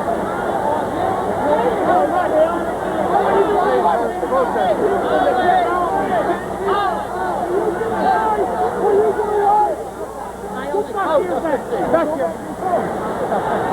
got a foul, 15 red, and I think the foul 14 white, 15 red. It's a jump.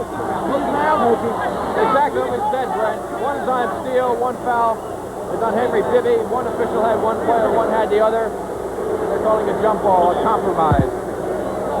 3 fouls on Bibby, 2 on Steele.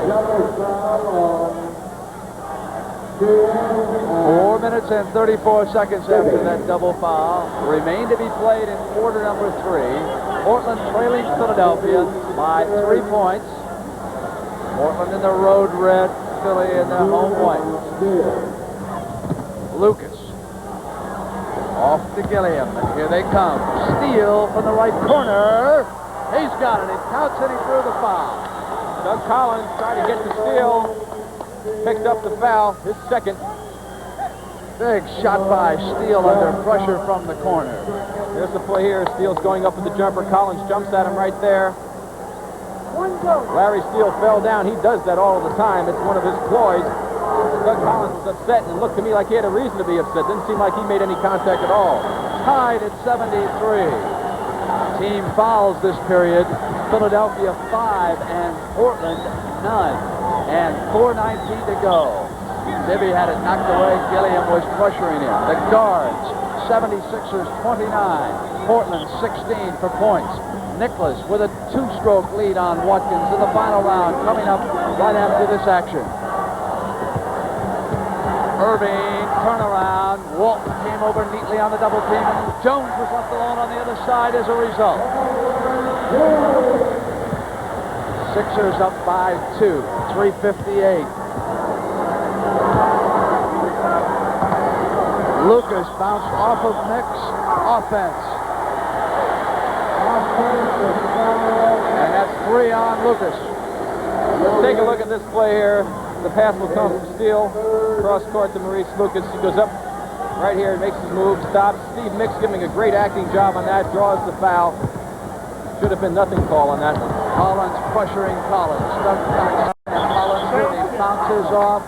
And the foul right there is against Hollins. 4 fouls on Lionel Hollins. 14.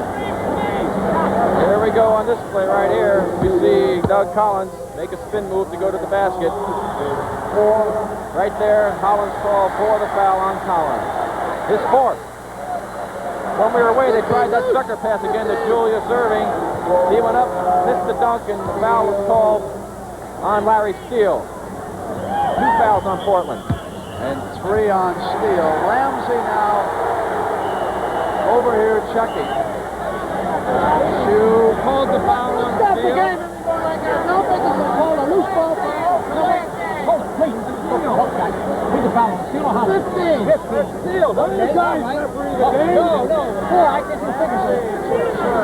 I'll tell you exactly why. Rick Berry picked up the foul accurately, but the referee held his hand, and it looked like 14, which would have been Hollins. Now, Ramsey wants to check in a minute, because Hollins already has 4 fouls. That's why Ramsey went to make sure that the foul was on Steele. Hollins hits from the corner, 3:33. 23 points for Collins, 77-73. Sixers up by 4 points right now. Ramsey's men in red go back to work. Walton looking in. Here goes. Pass hit in the air, and it lasts by Portland, says Bannock. It'll go to the Sixers. Well, there's a lot of intensity out here. Both teams giving it everything they've got on both ends of the floor. 24 turnovers by Portland to 14 for Philadelphia. That has been the critical statistic so far, that and the free throws in this game. Steele on the doctor. Erving on a turnaround. Outside. Well, if the Doc gets going from out there, they've got big trouble. 26 for the game. Steele responds. Bibby, ball on the floor. This pass Gilliam wanted Mix, but he could not get Mix in his passing vision, and he was forced to go out of bounds on the turnover. Gene Shue have a timeout. He'll break the 76ers over. Portland goes over to Ramsey's bench. 2:47 left in the third. Hey, Dr. J, where'd you get so smooth? You move with such grace. Are you a member of the human race? Hey, Dr. J, where'd you get those moves? You're an artist, you're a wizard, and you blow up in air.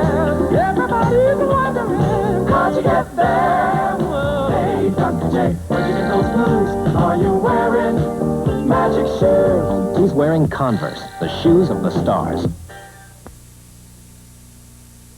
This is a cubic foot. There are 5 more of these inside the new Chevrolet than there are inside this year's older style full-size cars of Chevy's nearest sales competitor. That's based on U.S. government estimates of vehicle interior size as reported in the 1977 EPA Guide for New Car Buyers. The new Chevrolet with 5 more cubic feet of room. It stacks up beautifully. Now that's more like it. Are you still chained to? Gotcha. The rechargeable Norelco rotary razor lets you walk away, free from nicks and cuts. Its 36 surgical steel rotary razor blades are safely protected inside 3 floating heads to give you a comfortable shave that's razor close, razor smooth, for up to 3 weeks on a single charge. The rechargeable Norelco rotary razor. It lets you walk away from gotcha. Next Saturday at 4:30 p.m. Eastern, CBS Sports Spectacular presents the 55th annual Red Bluff Roundup Rodeo with the top cowboys competing. Gary Wells will attempt to jump over 21.5 cars. And we'll have the Mixed Doubles Bowling Championship. That's all coming up next Saturday at 4:30 p.m. Eastern on the CBS Sports Spectacular. George McGinnis sitting on Gene Shue's bench. 5 fouls, 6 points, all of them in the first half of this game. And we will take a close-up, isolated view of Walton and Caldwell Jones. Our director in the truck will study that action, and we'll bring you the replay back if we've got anything. Here now is Lionel Hollins. Bibby on him. Hollins takes the outside jump shot. Erving cleans up the miss. Big story, Brains. The Sixers are playing tough defense, and they're not supposed to be known for that, and that's what's helped turn this game around. Lucas jumped over on Collins and fouled him. 4 fouls on Maurice Lucas. Let's watch what happens with Walton. You see what happens is Mix is staying right there. They're preventing Walton from getting his hands on the ball. They do not want him to be the hub of that offense. Look at him ride him out right there. Keep him away from the boards. Julius takes it down. And you wonder if Philadelphia can keep that up against Walton. Mix with a turnaround on Lucas. Little jump hook. Walton out quickly. Bounce to Gilliam. Gilliam from Hollins, a pretty play. That's Portland's fast break run to perfection. Walton out with the quick outlet to Hollins, Hollins to Gilliam. Pressure basketball, the title of Dr. Jack Ramsey's book. Practice what you preach, says the doctor. It's 79-75, 1:45 left in the third. Bibby Walton came out on him. Jones with the offensive rebound, takes it outside. Another one of those offensive boards. That's been a big downfall so far for the Portland team, giving them that second opportunity. Mike Dunleavy will check in for shoes. Steele goes baseline and shoots the pass to Lucas. Gilliam outside over Hollins. Not a good shot in that situation. Back now come the Sixers. Bibby and Collins. Oh, Collins coming inside was fouled.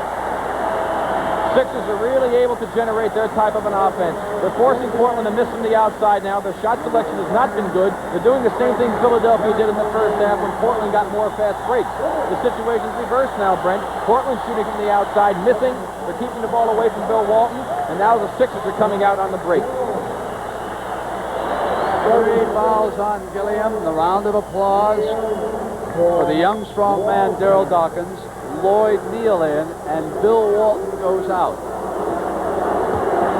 Right in the first half, Portland had 9 chances on the break to only 6 for the 76ers. The Sixers now have had 12 opportunities. Portland only 10. 1:16 left in the third. 83-75, 8-point difference in the Spectrum. Game 2, Thursday night on CBS, 9 p.m. Eastern Time. Now we'll see how Dawkins defends against Neal. There won't be any battling after a shot outside like that by Lucas. We're inside of a minute. 3 field goals separate. Dunleavy comes up on Gilliam. Nix comes way outside away from Lucas. Hollins came inside. Drew the foul as he roared into the basket. And it's on Lucas, his 5th foul. 5 fouls on Jack Ramsey's strong forward. He goes to the bench immediately. Take a look at this last play. Collins takes the jumper, sees it, it's off. Comes right in and follows it up, goes to the basket. Lucas didn't look like he hit him. Of course, the angle here is a little bit tough, but he was upset about it and was complaining that he did not hit Doug Collins. Doug Collins made the play, Brent, by following his missed shot. Collins at the line. Corky Calhoun has replaced Lucas. Calhoun did not play at all against the Los Angeles Lakers. Perfect from the line. 18 for 18 now for the 76ers.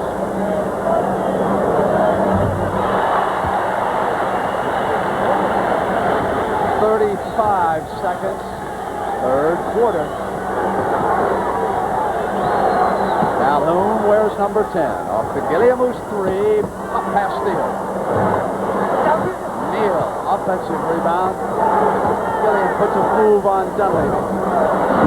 Steele, 2 offensive rebounds. Off Calhoun's hands. He was in a little too tight. Collins in a race. Dunleavy underneath. No basket. It's a foul on Dunleavy. It'll go to Portland with 11 seconds to go in the third. That's the bonus situation right now, and Portland will go to the foul line. Gene Shue races up the sideline. How they love Darryl Dawkins here in Philadelphia. His fan club up all night, painting that banner.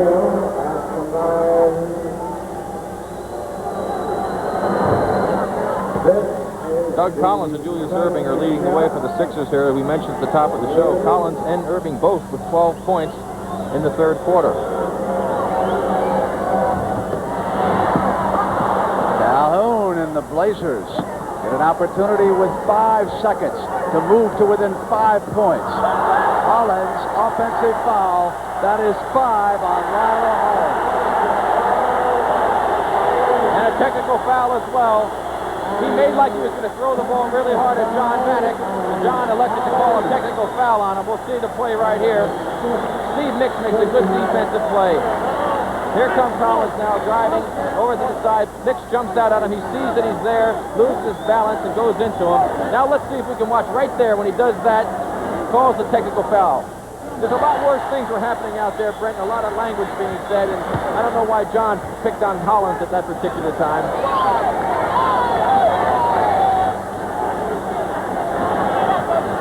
The last 2 seconds of the third quarter are about to unfold. Portland will pressure the basketball, try to smother any attempt at a long shot. They get Ramsey back. Lob pass to Neal, and the third quarter will come to an end. 12 minutes to go. Philadelphia leading Portland 86-78. First game of the NBA World Championship Series. Мне нравится ваша рубашка. He admires your shirt. It's a cotton-rich fabric called Natural Blend. Да. It's the Cotton Arrow by Arrow, 60% cotton, so it breathes. Dushat. It's got the extra comfort of extra cotton, plus durable press, no iron. No iron. Natasha will do anything but iron my shirt. If you're looking for comfort, look for the seal of cotton. The more cotton, the better you feel. The NBA World Championship Series will continue after this word from your local station. Its title is Red Sun, but it's Charles Bronson and Ursula Andress who create the heat in this Western thriller, Wednesday night on CBS. What makes the Erving different from other banks? For me, it's Joan Dooley. The Erving? Art Kenny. Someone who knows me, Don Wilbur. What makes the Erving different? Lynn Weiger, my personal banker. She knew I could qualify for charter check credit. So now I can write checks for more than my balance and get an automatic loan. Whatever I want from the bank, Lynn knows how to take care of it. One face, one name, one number to call. Your own personal banker. That's what makes the Erving different. This truck is a financial and ecological disaster. Yeah, Charlie, why don't you clean up your act? You asked for it. You got it, Toyota. Clean up your financial act with a Toyota truck. They get great Toyota gas mileage. And of course, Toyota trucks offer another impressive financial incentive. They're built for the long haul. Toyota, it's just good common sense. You got it, Toyota.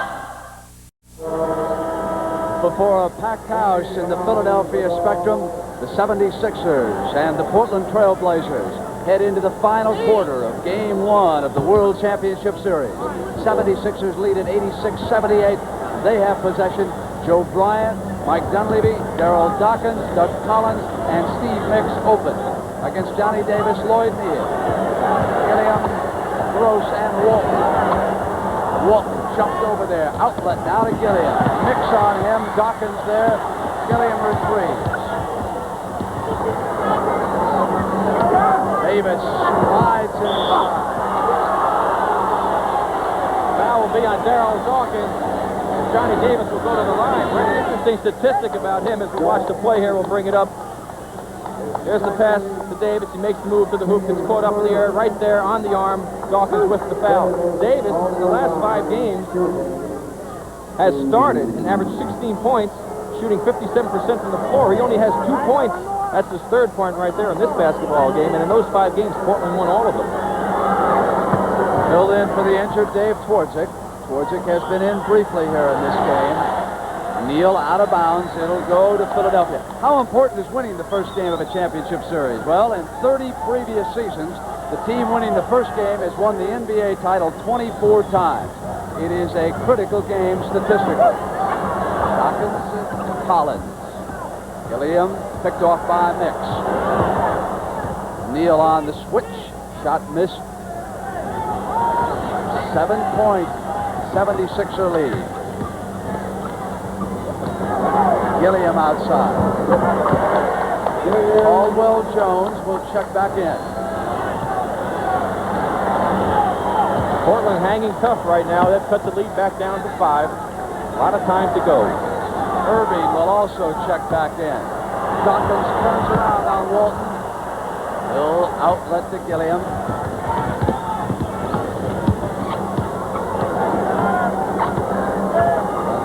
Walton with that good touch. Well, Walton's going to have to shoot the ball a little bit more, Brent, to help get his back in the basketball game. Gene Shue, I think, wants a timeout. He's got it. Walton now has scored 22 points. And, of course, 3 players have 5 fouls. Lucas, Hollins, and McGinnis. The doctor will be back when you come back. He scored 26.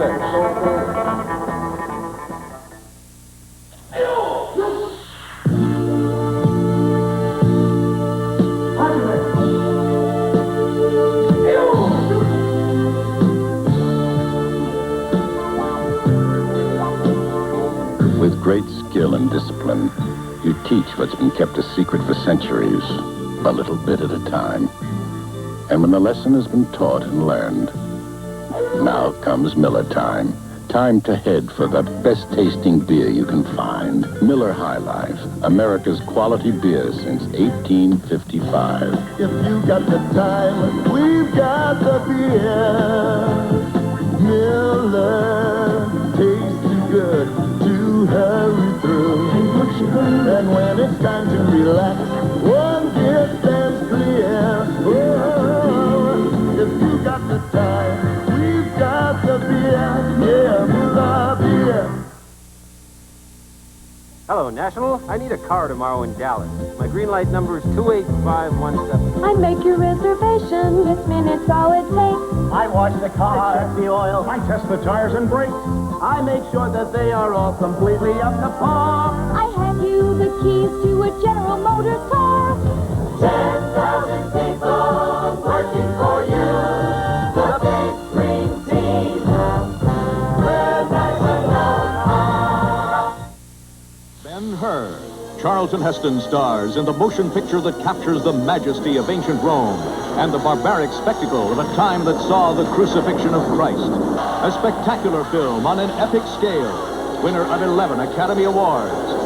Ben-Hur. This week's Sunday night movie at 8, 7 Central. Back-to-back bogeys by Jack Nicklaus. It tightens up at the Memorial. We'll go there right after Game 1 of the NBA World Championship Series.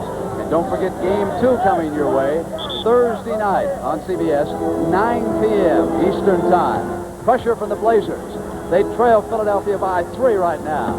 And they're jumping all over, double-teaming the ball with Gilliam and Davis as Ramsey goes to the defense he likes best. Here's Erving against Gross. Julius. And Walton yanks it down. Off to Gilliam. We're going to keep a close eye on Bill Walton. Laid back that time. Gross keeps it in play for Portland. They get a second chance. Neal. Stolen by Mix. But remember, Walton stayed back, and it paid a dividend. No easy basket that time for Philadelphia. Inside to Dunleavy, and Neal blocks it off for Portland. Maurice Lucas sitting out with 5 fouls. 5 for Lionel Hollins. Walton makes it a 1-point game. Let's watch Bill Walton on defense the last time. Look at him making anticipation. Sees the man coming, reaches out, good hand action, knocks it away. 1-point difference, 9:29 left, and Johnny Davis came in behind Erving and stole it. Portland can go ahead here. They stayed close when things were tough. And Mix again got into the passing lane. Here he comes on the turnover. Beautifully on Davis, in on the other side. Steve Mix making another big steal. That's 2 in a row for him. Makes a good crossover dribble, gets Johnny Davis across his legs, and makes the good play. 3-point Philly lead. Walton waits, backs into Jones, now jumps up. He'll have a couple of shots coming at the line. Caldwell, Jones. Bill Walton was upset that he missed that shot. He's been so hot, he expects everything to go in. 4 fouls on Jones. Joe Bryant in. Dunleavy and Mix out. So Gene Shue electing to leave George McGinnis on the bench. Walton's total so far with 8 minutes and 48 seconds to go. He's shooting 10 of 15 from the floor. Bill Walton with a chance to cut the lead to 1 point only for the 76ers, but you must remember that Portland has 2 of their top players, Lionel Hollins and Maurice Lucas, on the bench. with 5 personal fouls, and yet they're keeping the game close. Free throw here, and it'll be a 1-point game. 8:48 left in the Spectrum. Walton back pressuring Jones. Caldwell gets it to Bibby. And Neal with another block. That's 2 quick blocks by Lloyd Neal. The crowd's yelling because after Lloyd Neal blocks the shot, as we see here, he hits Henry Bibby and knocks him down. Here's Jones with a good bounce pass, gets it by his man. Bibby goes up for the shot. Neal makes the block, clean block, but watch him with the body right there. He knocks him down. That's what the crowd was yelling about. Hollins will throw the pass inbounds. Some of the sweat of a grueling battle being removed from the floor now by one of the ball boys here in Philadelphia. From beginning to end, this has been a struggle. Off Bryant on the turnover. Here comes Portland. They can go ahead. 8:33. Close to Walton. Maybe on the other side. Portland turns it over one more time. 29 turnovers by the Blazers so far. And Philly gives it right back. Off to Gilliam. Behind the movement. Behind his back, and he traveled, says Earl Strong. I'd like to see this one myself. He made a heck of a play right there to try and fake the defense out, but got himself off balance. There's a steal by Walton right there. Pitches it out over to Gilliam. Now watch Gilliam right here. One. That's not a walk. Gross on Erving. Julius waits for Collins. Takes it himself. They clear his side. It counts. Gross fouling. 5 fouls on Bobby Gross. There's the play again. Julius goes to his left. Bobby lets him get all the way up. He goes for the shot, fouls him on the arm after he shoots it. That's a tough shot. You've got to let a man shoot that. And if he's going to beat you with it, he will beat you with it. But you can't go along with it and compound it by picking up a foul, especially your 5th. That's 29 for Erving. He's going to make it 9 times in 21 games, up over 30 points for the Sixers.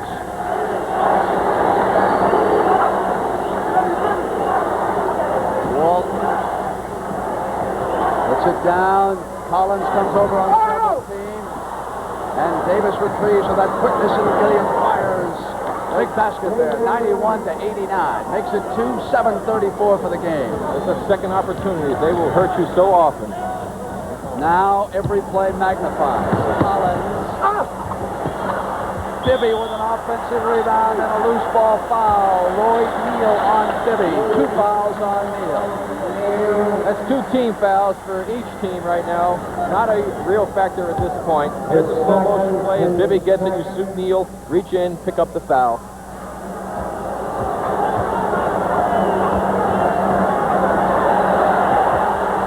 They clear the other side for the Doctor. It's one-on-one, get 4 men to the other side, and here Chuck, you take Philadelphia's favorite play. Just have to take that right side away from him. I'm surprised Bobby gave it to him.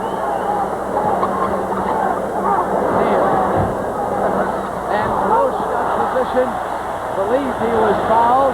Erving with control. Philly up 93-89. Bryant back to Erving. Gross has just fouled out. Bobby Gross has fouled out with 6 minutes and 48 seconds to go. Jack Ramsey going to make some changes. Bobby goes out of the game.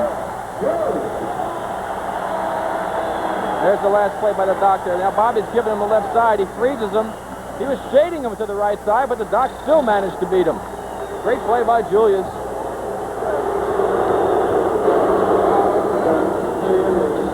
Gilliam going to the bench. Hollins is back. Larry Steele, Lloyd Neal, and Bill Walton up front. 93-89.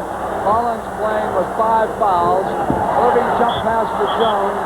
Walton came over with Neal. Now the team foul situation becomes a factor. Neal fouled it. There's the play coming up here. You see Steele really taking the right side away from Doc. Good play. Doc draws some men to him, makes a great pass off, and the foul by Lloyd Neal underneath. They had their choice. Bill Walton might have been able to get it on that one also. Lucas is back, and so too is George McGinnis. 14 fouls now for the Blazers. Next one is the bonus situation. Only 2 on the Sixers. 5.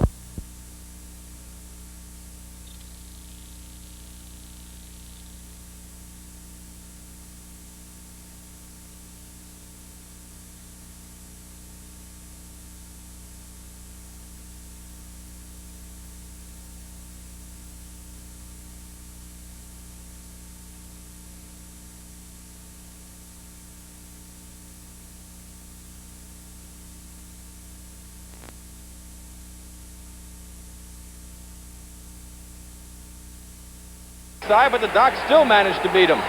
Great play by Julius.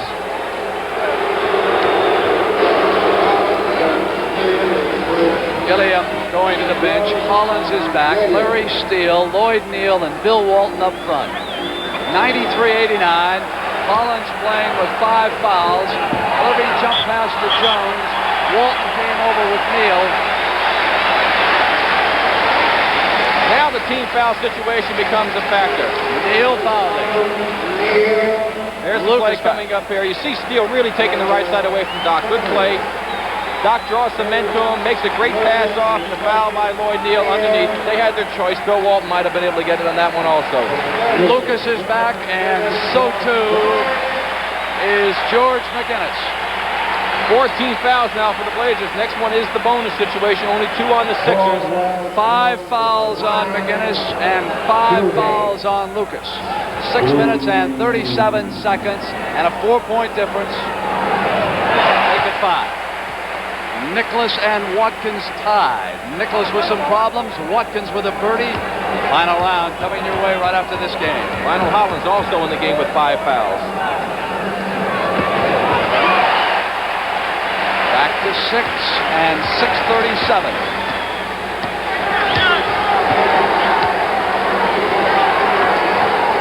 Hollins waits.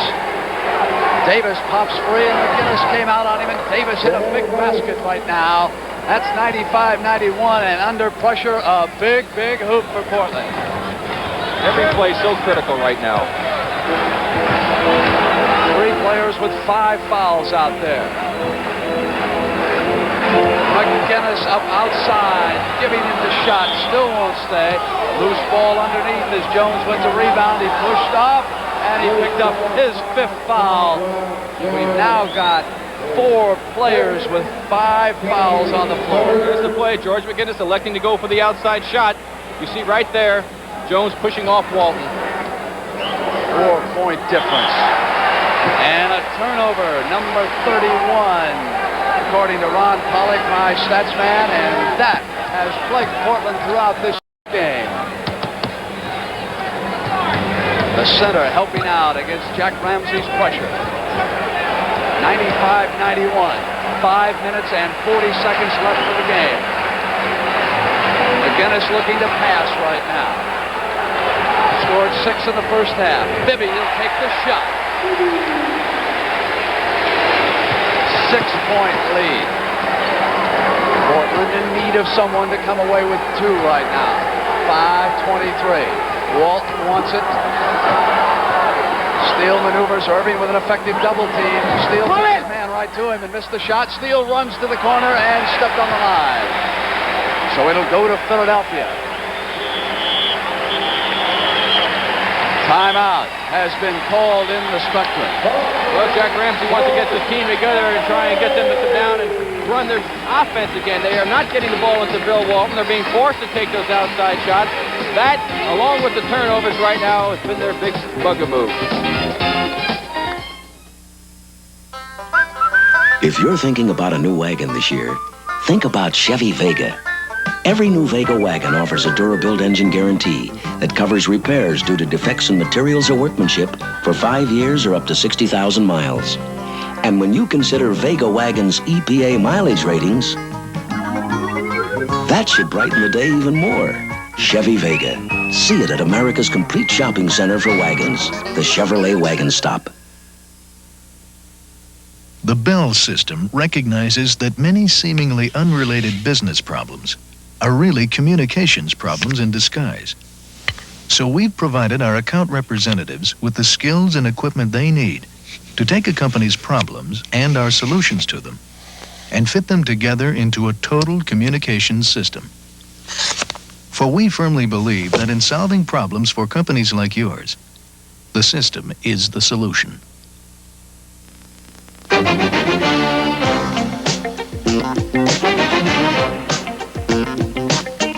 We put Mobil 1 into this car and drove it 15,000 miles without an oil change.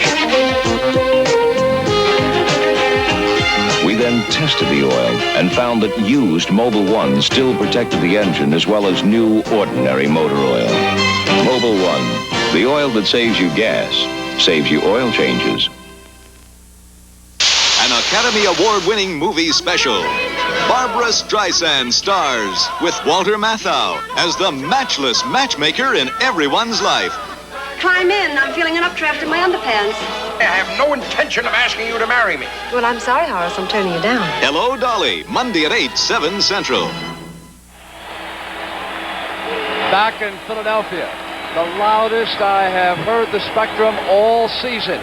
Portland's problems, turnovers. They've pressured Chicago into 36 turnovers, which has been the highest in the playoffs so far. They are having problems, and I can't help but believe that that long layoff affected them. Jack Ramsey may not want to use it as an excuse, but nevertheless it is there, and we should talk about it. 5:11 to go. McGinnis with the ball on the floor. A 6-point 76er lead. Davis goes out with Bibby. If Philadelphia gets too cautious, they'll have nothing but trouble. It was hit, so Collins regained control as the shot clock wanted Erving. Collins and Erving work it to keep it in play, and McGinnis. Erving battling and off now come the Blazers.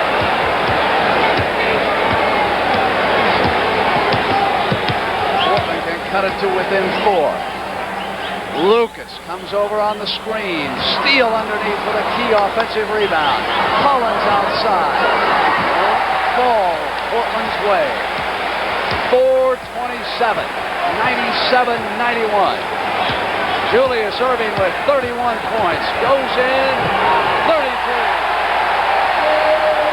He's unbelievable. He takes over one-on-one. Steele comes back, and a key basket. They could have lost contact. 99-93. Bibby being pressured by Lionel Hollins, and that's it. Lionel Hollins has fouled out. He is the second Blazer to foul out. Bobby Gross the first. He leaves the game with only 8 points, and he's been scoring a lot more than that in playoff competition. And it is the bonus. Henry Bibby will go to the foul line. 1-1 for 2, and a chance to open this Sixer lead up to 8 points. Against Philadelphia this season, Lionel Hollins in 4 regular season games averaged 22 points a game. He shot 54% from the floor. Here he is fouled out with 8. Gross has fouled out with 16. And I can't help but again repeat that Henry Bibby comes up with those subtle big plays that don't show up in the box score. Well, they missed those 2 free throws and giving Portland another break. Here they are. Lucas. Loose ball. Caldwell Jones with control. 3:47. A 6-point Philly lead.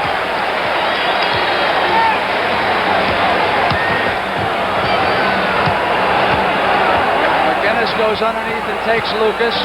They clear out the left if the doctor wants it. Gilliam goes on the double team, and McGinnis underneath. That's what happens when the doctor has the ball. The defensive men sometimes get so engrossed watching them, they forget where their men are, and George slipped under the basket. There's the play right here. Here's Doctor with the ball. Now watch Walton and Maurice Lucas. They start watching the doc. Lucas just watches. McGinnis slides right by him. Terrible defensive play that time. Good pass by Erving and a good smart move by McGinnis.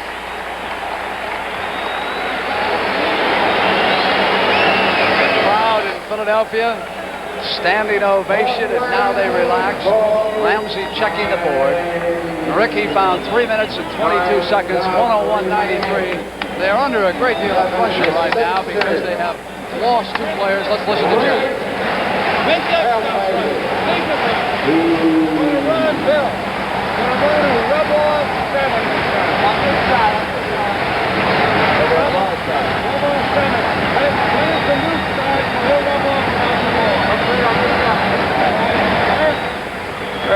Instead, he's going to run a rub-off 7, which is a play evidently for the ball to go into Bill Walton. Try to get some of that cutting to the basket, something that Portland has not done very much of in this second half. And this has been a big reason why they're falling behind the Sixers at this juncture. They've been relying on the outside shots. They've had the opportunities, but the ball is not falling. The Sixers, meanwhile, have played good defense to force Portland outside. They've turned those misses into fast break opportunities, and that's the way they like to play. A lot of credit to the Sixers for their defense in this second half.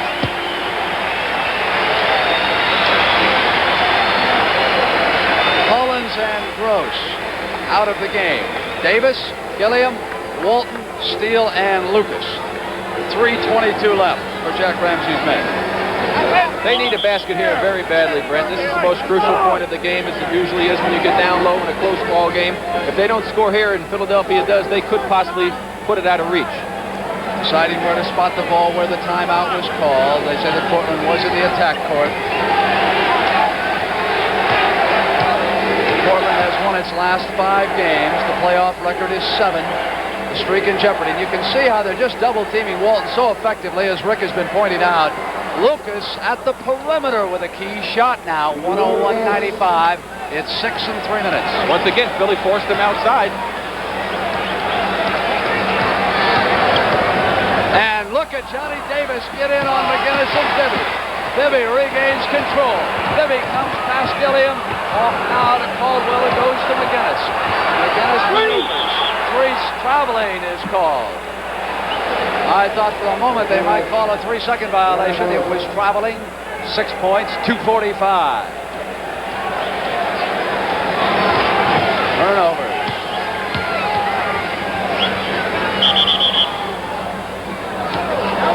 Jones trying to muscle Walton. And he has picked up his 6th foul. So he becomes the 3rd. Hold on now. The table tells us 5. Is it? I think it's 6. Here it is. Here it is.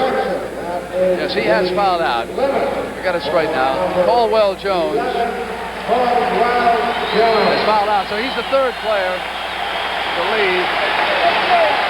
And it means that a young man by the name of Daryl Dawkins must go in and play Bill Walton with 2 minutes and 37 seconds left. And Walton's Portland Trailblazers are trailing by 6. And now that's the 4th foul on the Sixers in the team situation. Next one will be the bonus for Portland, so both teams in the bonus. Big series coming up here for both teams. 2 fouls on Dawkins, if you're wondering how many he has. And look at Walton call for it. Didn't touch it that time. Davis goes to Lucas. Got McGinnis off the floor and came right back at him. 101-97. It's a 4-point game right now. And 2:23. Portland with 2 starters on the bench. And the Memorial Tournament next. Jack Nicklaus on his home ground. The course he designed, trying to pull one off. And game 2 of this struggle next Thursday night on CBS, 9 p.m. Eastern Time. That's Thursday night. Erving comes down, slides inside. There you go. It'll go to Portland, and they can pull to within 2 points. You've got to admire what Portland has done in this game with 2 starters out. So many little things happen in the game that can turn it around. George McGinnis had inside position on that ball. If he had kept control of it, he had an easy layup. Couldn't hold on to it. Now Portland has a chance to cut it to 2. Walton out high. Lucas in on his side behind him. Lucas wants Mix. Triple team. Walton all alone as Dawkins stepped over. It's 101-99. Dawkins stepped away. Walton was there, and Lucas hit him. It's a 2-point game. 143. The 76ers have got to talk it over right now, Rick. There we see the play now as Lucas fakes Mix out, makes a drive baseline. Dawkins goes over to pick up. So does Julius, leaving Bill Walton wide open. Nice pass. Dunk shot. Cuts it to 2. We have got a game. How do you spell relief? When I get acid indigestion, I spell relief. R-O-L-A-I-D-S. For heartburn? R-O-L-A-I-D-S. Rolaids spells relief. In this test with Rolaids active ingredient, laboratory acid changes color to prove Rolaids consumes 47 times its weight in excess stomach acid. How do you spell relief? For gas, I spell it R-O-L-A-I-D-S.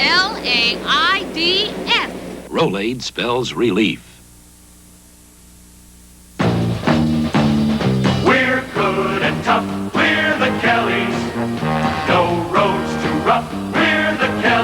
Here's our latest Kelly, the best and toughest Kelly tire yet, the Kelly Aramid Plus Radial, made with an extraordinary fiber called Aramid that's as tough as steel but more flexible than steel. And that means a more comfortable ride for you. The Kelly Aramid Plus Radial. We're good and tough, we're the Kelly. Rolling, rolling, rolling. Thursday at 9 p.m. Eastern, CBS Sports will present the second game of the NBA Championship with Portland taking on Philadelphia, followed by the third game on Sunday tipping off at 3:30 p.m. That's Thursday at 9 p.m., Sunday at 3:30 p.m. for the NBA Championship. Timeouts remaining, 1 minute and 40 seconds left in Game 1 of the NBA World Championship Series. The bench scoring. And, of course, that also reflects the two Portland starters fouled out, and Ramsey has had to rely on his bench. Larry Steele and Gilliam. Walton, Davis, and Lucas against Hollins, Erving, Dawkins, Mix, and Bibby. McGinnis back over on Gene Shue's bench. Was in a shooting slump throughout the Houston series and has not yet snapped out of it. So a 2-point Philadelphia lead. We come toward 135. Erving triple teamed, jumps it off now to Hollins, and Walton flying out on him. Dawkins underneath. Foul called on Gilliam. Lucas can't believe it. Or is that Lucas over there? That's Lucas. That's his 6th foul. Lucas picked it up underneath. I thought it was Gilliam under there. Good defense being played by Portland. They triple team Julius. He makes a long pass outside. The shot by Collins, no good. Ball comes off loose. There he's saying, being in the right place. Dawkins goes up. Lucas called for the foul. Just a game of inches, Brent. And tremendous emotion. They force the team to take a tough shot. They miss the whole basket. Play that tough defense. The other team gets it back. Boy, that really hurts. You ride such a crest of emotions in an NBA championship series. Lloyd Neal will replace Maurice Lucas. The young man standing at the foul line, Brent, is probably in the biggest pressure situation that he's ever been in his young stages of this career of his. He's got a tremendous future, but these are some big free throws. I got 2 more. Show me a little something with that one, Brent.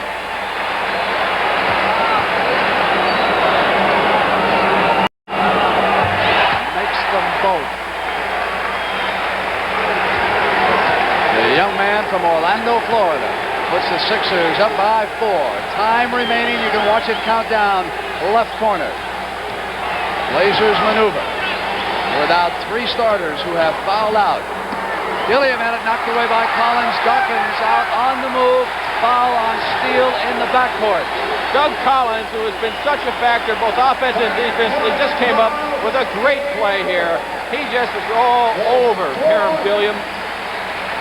Here's the play now. Now watch the defense on Collins. He is not about to give up any. Doesn't take the fake, stays down. Great hands, reaches in, knocks it loose. Steele picks up the foul as Dawkins tries to come up the floor. Dawkins with 3 to make 2. Ramsey watching the young man. He has hit 3 clutch free throws.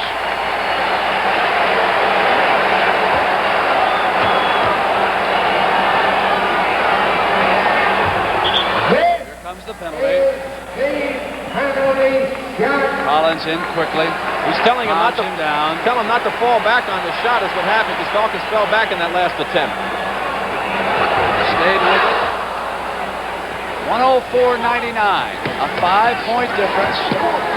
Blazers have a minute to work with. Steele inside of a minute, and they're up and applauding in Philadelphia. We'll be going to the winner's locker room. 76ers winding it down. Lloyd Neal had jumped over on Mix. Sixers ball. All season long, I have wondered about the blasé crowds here in Philadelphia. Not to be compared with the madhouse that is Portland, but not today. 30 points for Doug Collins.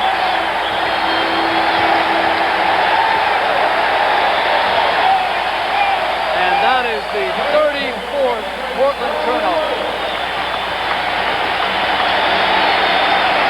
But don't anybody walk away from this game and count the Portland Trailblazers out of this series. This is a long layoff. 3 of Jack Ramsey's starters fouled out, and they were right in it. Clock is behind into Doug. Off iron. Mix retrieves. So it's just ended as Walton comes out. Forced to with 10 ticks left on the clock. Hollins and Mix congratulate each other.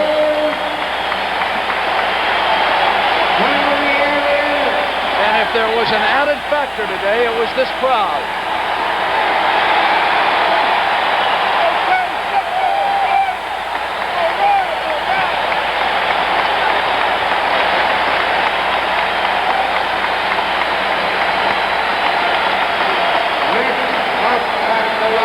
The exuberance of a winner. This is the penalty shot.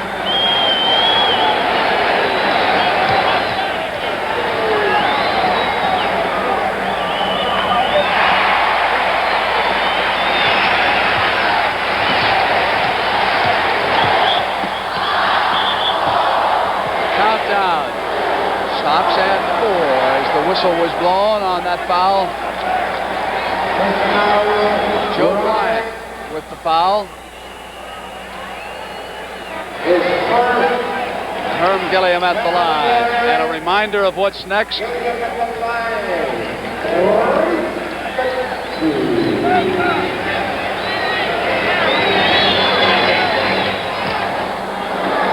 $13 for Gilliam.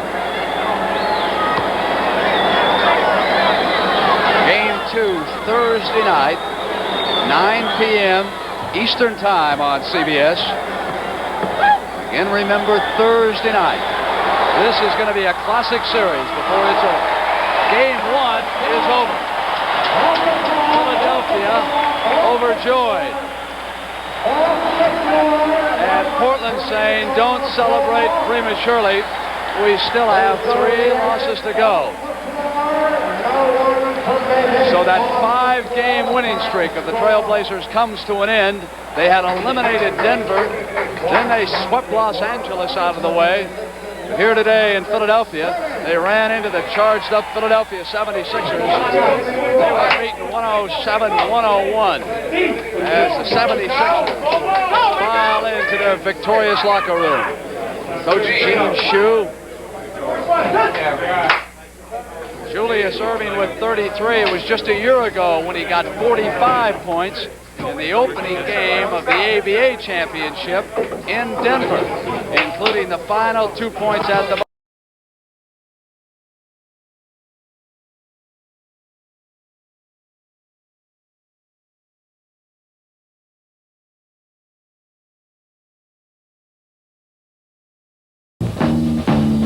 We're good and tough, we're the Kellys.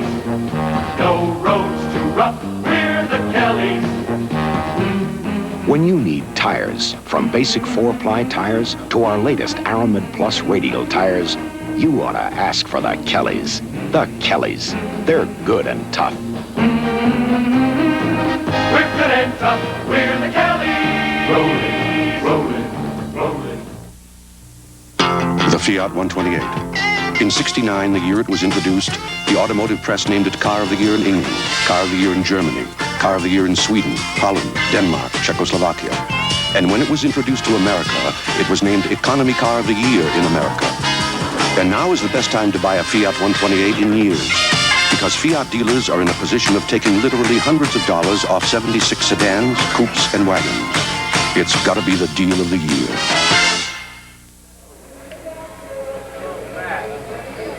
All right, we're back now on the Spectrum. Let me quickly run down some of the final scoring. 33 for Erving, only 8 for George McGinnis. We'll wonder about him now as the series unfolds. 30 for Doug Hollins, who was absolutely magnificent. Some believe that within a couple of years he'll be the finest guard in the NBA. But let's not overlook the Trailblazers and Lionel Hollins, who fouled out today and was way below his average against Philadelphia. He had averaged 24 points a game in 4 previous meetings, held to only 8 today. Lucas fouls out. He had scored 18 points. Gross fouls out. He had scored 16 points. Bill Walton scored 28, and it's amazing because I thought the key was the defensive work that Philadelphia did against Bill Walton, how they clogged up the middle. Do you remember the Los Angeles series? The ball was always going into Walton. He was waiting patiently for a cutter. He would either dish it off to one of the men or take the jump hook shot. Well, today the ball didn't get into Walton that often. And again, as we pointed out, what about the long layoff? How much did that affect the Portland Trailblazers today? Most teams would like to play 2 or 3 times in a week. Portland, because of the Houston-Philadelphia series, forced to lay off. Now they will come back on Thursday night, and today, of course, they had 34 turnovers. Let's go to the Philadelphia locker room and Rick Barry. Rick? I have with me 2 men who have really been carrying the Sixers in the playoffs. Julius Erving here on my right and Doug Hollins on my left. Doug, I mentioned early in the ball game, you weren't a factor offensively, and then as soon as I said it, you started taking off and doing things and scored about 6 or 8 points in a row. What were you thinking about? Well, I think early we were trying to get Julius and George off. George, we wanted to get him off especially early to get his confidence. And then all of a sudden, I got a couple buckets. I even banked one from the side, so that tells you a little bit. But well, you had a heck of a game. It was a real good start for you fellas, and good luck to you the rest of this series. And Julius, of course, you had another great offensive game, and you've been shooting the ball better than you had during the regular season. But what I was impressed with was the defense that you fellas played in the second half. You particularly were dropping back on Bill and making it impossible to get him in there. What was your strategy defensively? Well, defensively, they play a passing game very well, so we wanted to just not make his passes easy, not make it easy for him to see the cutters, because I guess we watched the L.A. series, and Portland got a lot of layups against L.A., and we didn't want that to happen to us. It looks like you're getting an opportunity to go to your right a great deal, which I know that you prefer. Do you understand why they're playing you that way? Well, sometimes I just take the right. A guy will be overplaying me on my right side, but if that side is clear, I can, just take a dribble back and then go around the guy and utilize the long stride that I have to get around him. And then other times I'll settle for going left. But, you got to give it to him both ways. Well, Doc, continued success here. Let's go back to Brent Musburger. All right, Rick, thank you very much. A reminder, Game 2 of this championship series, Thursday night on CBS, 9 p.m. Eastern Time. Our producer today, Chuck Milton. Our director, Sandy Grossman, an outstanding job. Coming up next, the Memorial Golf Tournament Final. For Rick Barry, Brent Musburger saying so long from the Spectrum in Philadelphia.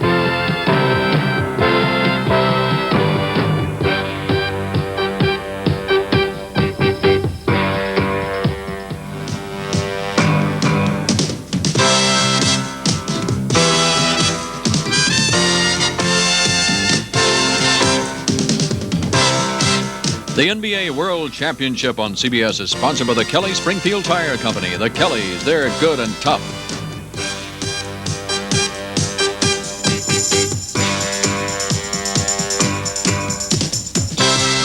The NBA on CBS is a presentation of CBS Sports.